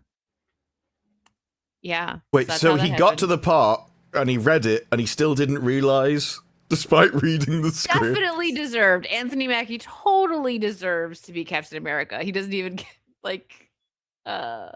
yeah. But even in this, like, it's like, so have you read the script? And his first thought is, "I'm black." It's like, Jesus, you've been it your whole life. How is this still a major announcement that you have to make to yourself at all points? It is such a weird chip on your shoulder. And it is. Every interview he brings it up, all the time he's talking about it. You can't go through an interview where go, "Oh, have you realised I am black?" So sorry, mate, I never would have guessed. You have to keep telling me about it. He goes, "In case you couldn't tell, I'm black." And the interviewer's like, "So brave. Thank you for admitting so that." Bold, so brave. So bold, so brave. Oh. Like, even in this, just a short quote, it's like, "Well, by the way, just in case just for the blind people at the back over there." Anybody that can't see me, I'm black. It's so silly. Like, it's like me, I walk in and be like, "I'm a female, I have boobs." Yes. No, I'm a female and we do We do have those. Well, you know what blind people are like. They're like, I'm going to have to Hold feel on. them so I know how you look. Hold on. I don't know what just happened. Maybe the loan company knew he was black. That's it. Oh yeah, because he had no idea who he was in real life. Because if superheroes existed in real life, there's no way they would know who he was. Stupid. That was such a oh god. Was that the last one I watched? I don't even know. That could have been good. I mean, minus Sam Wilson being in it, but like a Winter Soldier show or movie would have been. I mean, there was a movie, but like I would have liked it. Just Bucky. I just wanted Bucky. Okay. Before we finish, funny. Okay. Sorry. No, because it's really funny. No, because of what I'm going to show you guys. So I was scrolling Twitter, of course. 1971 Montgomery Ward catalog featured what they called a battery-operated facial massager, advertised as delivering a gentle, penetrating massage for relaxation and circulation. Marketed as a beauty tool, it was meant to reduce tension and improve skin tone. Sold for $4.99 with 2 C batteries included. Do you want to see what it looks like? I'm scared, but yeah. I assume something like that. Yeah. Have you seen what IGN's been tweeting? This IGN, a gaming magazine, went to CES and they've been reviewing adult toys. I did see that. They were like, this, you can overclock one. They had to get the gaming turn. You can overclock it to 10 a second, 10 strokes a second. I'm like, this guy's going to turn into the Flash. It's either going to drop off or phase through a wall. I don't know. I've never bought C batteries, guys. Is that big? Because I only think buy they're the chunky double A's ones. and triple A's. I remember them. I know the D batteries are the big chunky ones. So yeah, I think the C ones are like bigger double A's. Yeah. Facial massage, guys. Huh? Oh. Well, you need to look into. I think it was a hysteria, the original medical treatment for hysteria. Because you've heard of like women being hysterical, and so in movies there's like a guy would walk up to me, slap her around the face. You're being hysterical, bang. Well, Get a hold of yourself, woman. Well, hysteria. Well, essentially, yeah. It was where women are out of control. They're losing their minds. The original treatment for it was a doctor would come in, he would take you to a private room, he would satisfy you, and then he'd leave.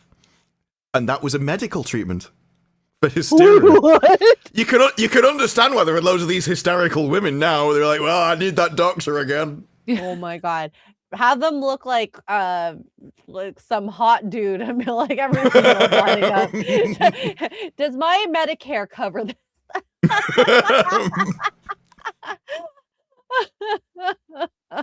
He just walks out, he's like, no charge for you, love, and then leaves. No charge. Oh my gosh, that's nuts. There's going to be extra. You can go there.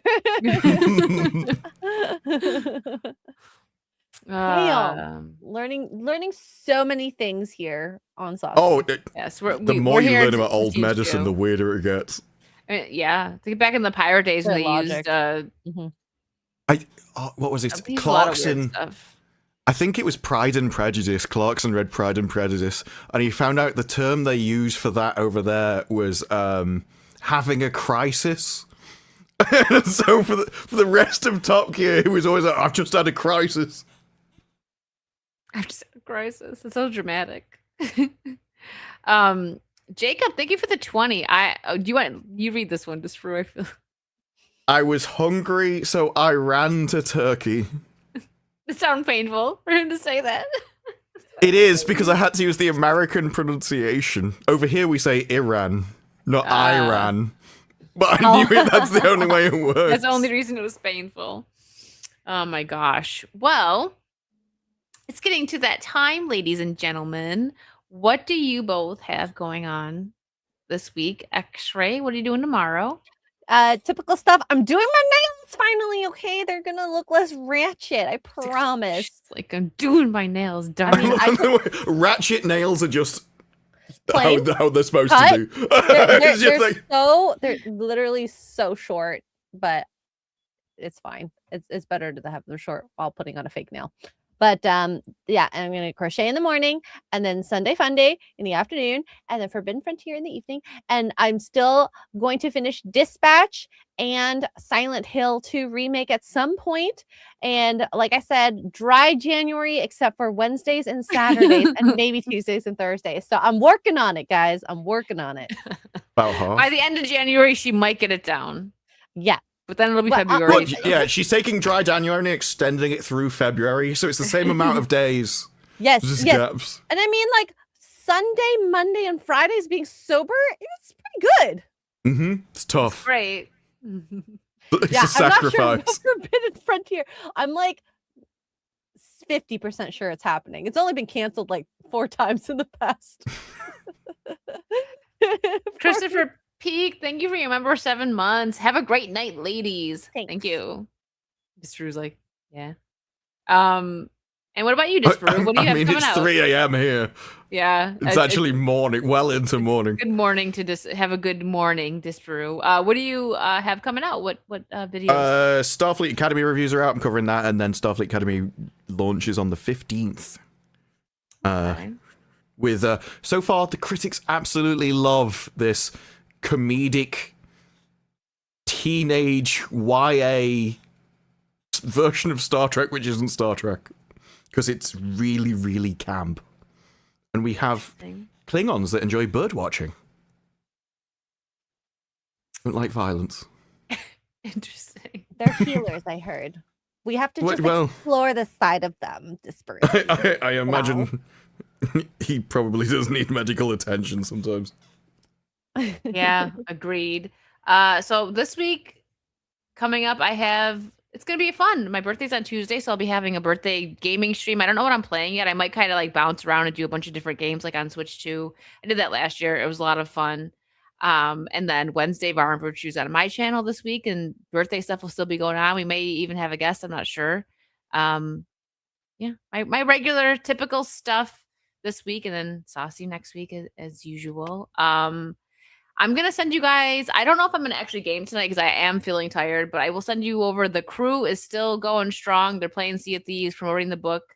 So I'm going to send you over there to say hi to them. I may hop on Discord and say hi, but I'm getting tired, so I don't think I'm going to make the actual like gaming stream, but you know. Anything else that you guys have to promote or? No. If you want to get more games, check out carriercreates.net. Yes, got some awesome LRG games if you don't want to give money to LRG. And limited edition stuff too. It's very, very cool. Like that. And Andrew, thank you for the 2. Zoo's $1,000 Dyson is battery powered. Okay, I bought my vacuum for $300. I'm just saying.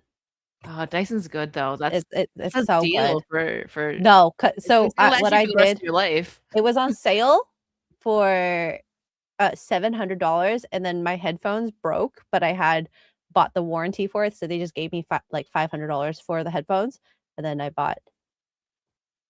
Oh wait, no, $400 for the headphones, and then I bought the vacuum for $300. Dyson stuff is really good. Oh, so good.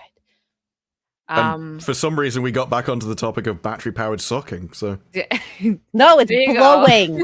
Well, sorry, the blow dryer is blowing. The vacuum is okay. It's not helping, is it? Oh, we had facial massages and socking, battery. Everything was battery-powered by the end of it. Everything. Hey, like an IGN my computer review. is, battery-powered in a sense, but I mean, my laptop is. Yeah. True.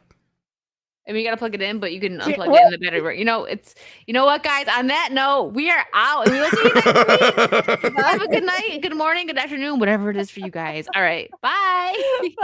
Bye.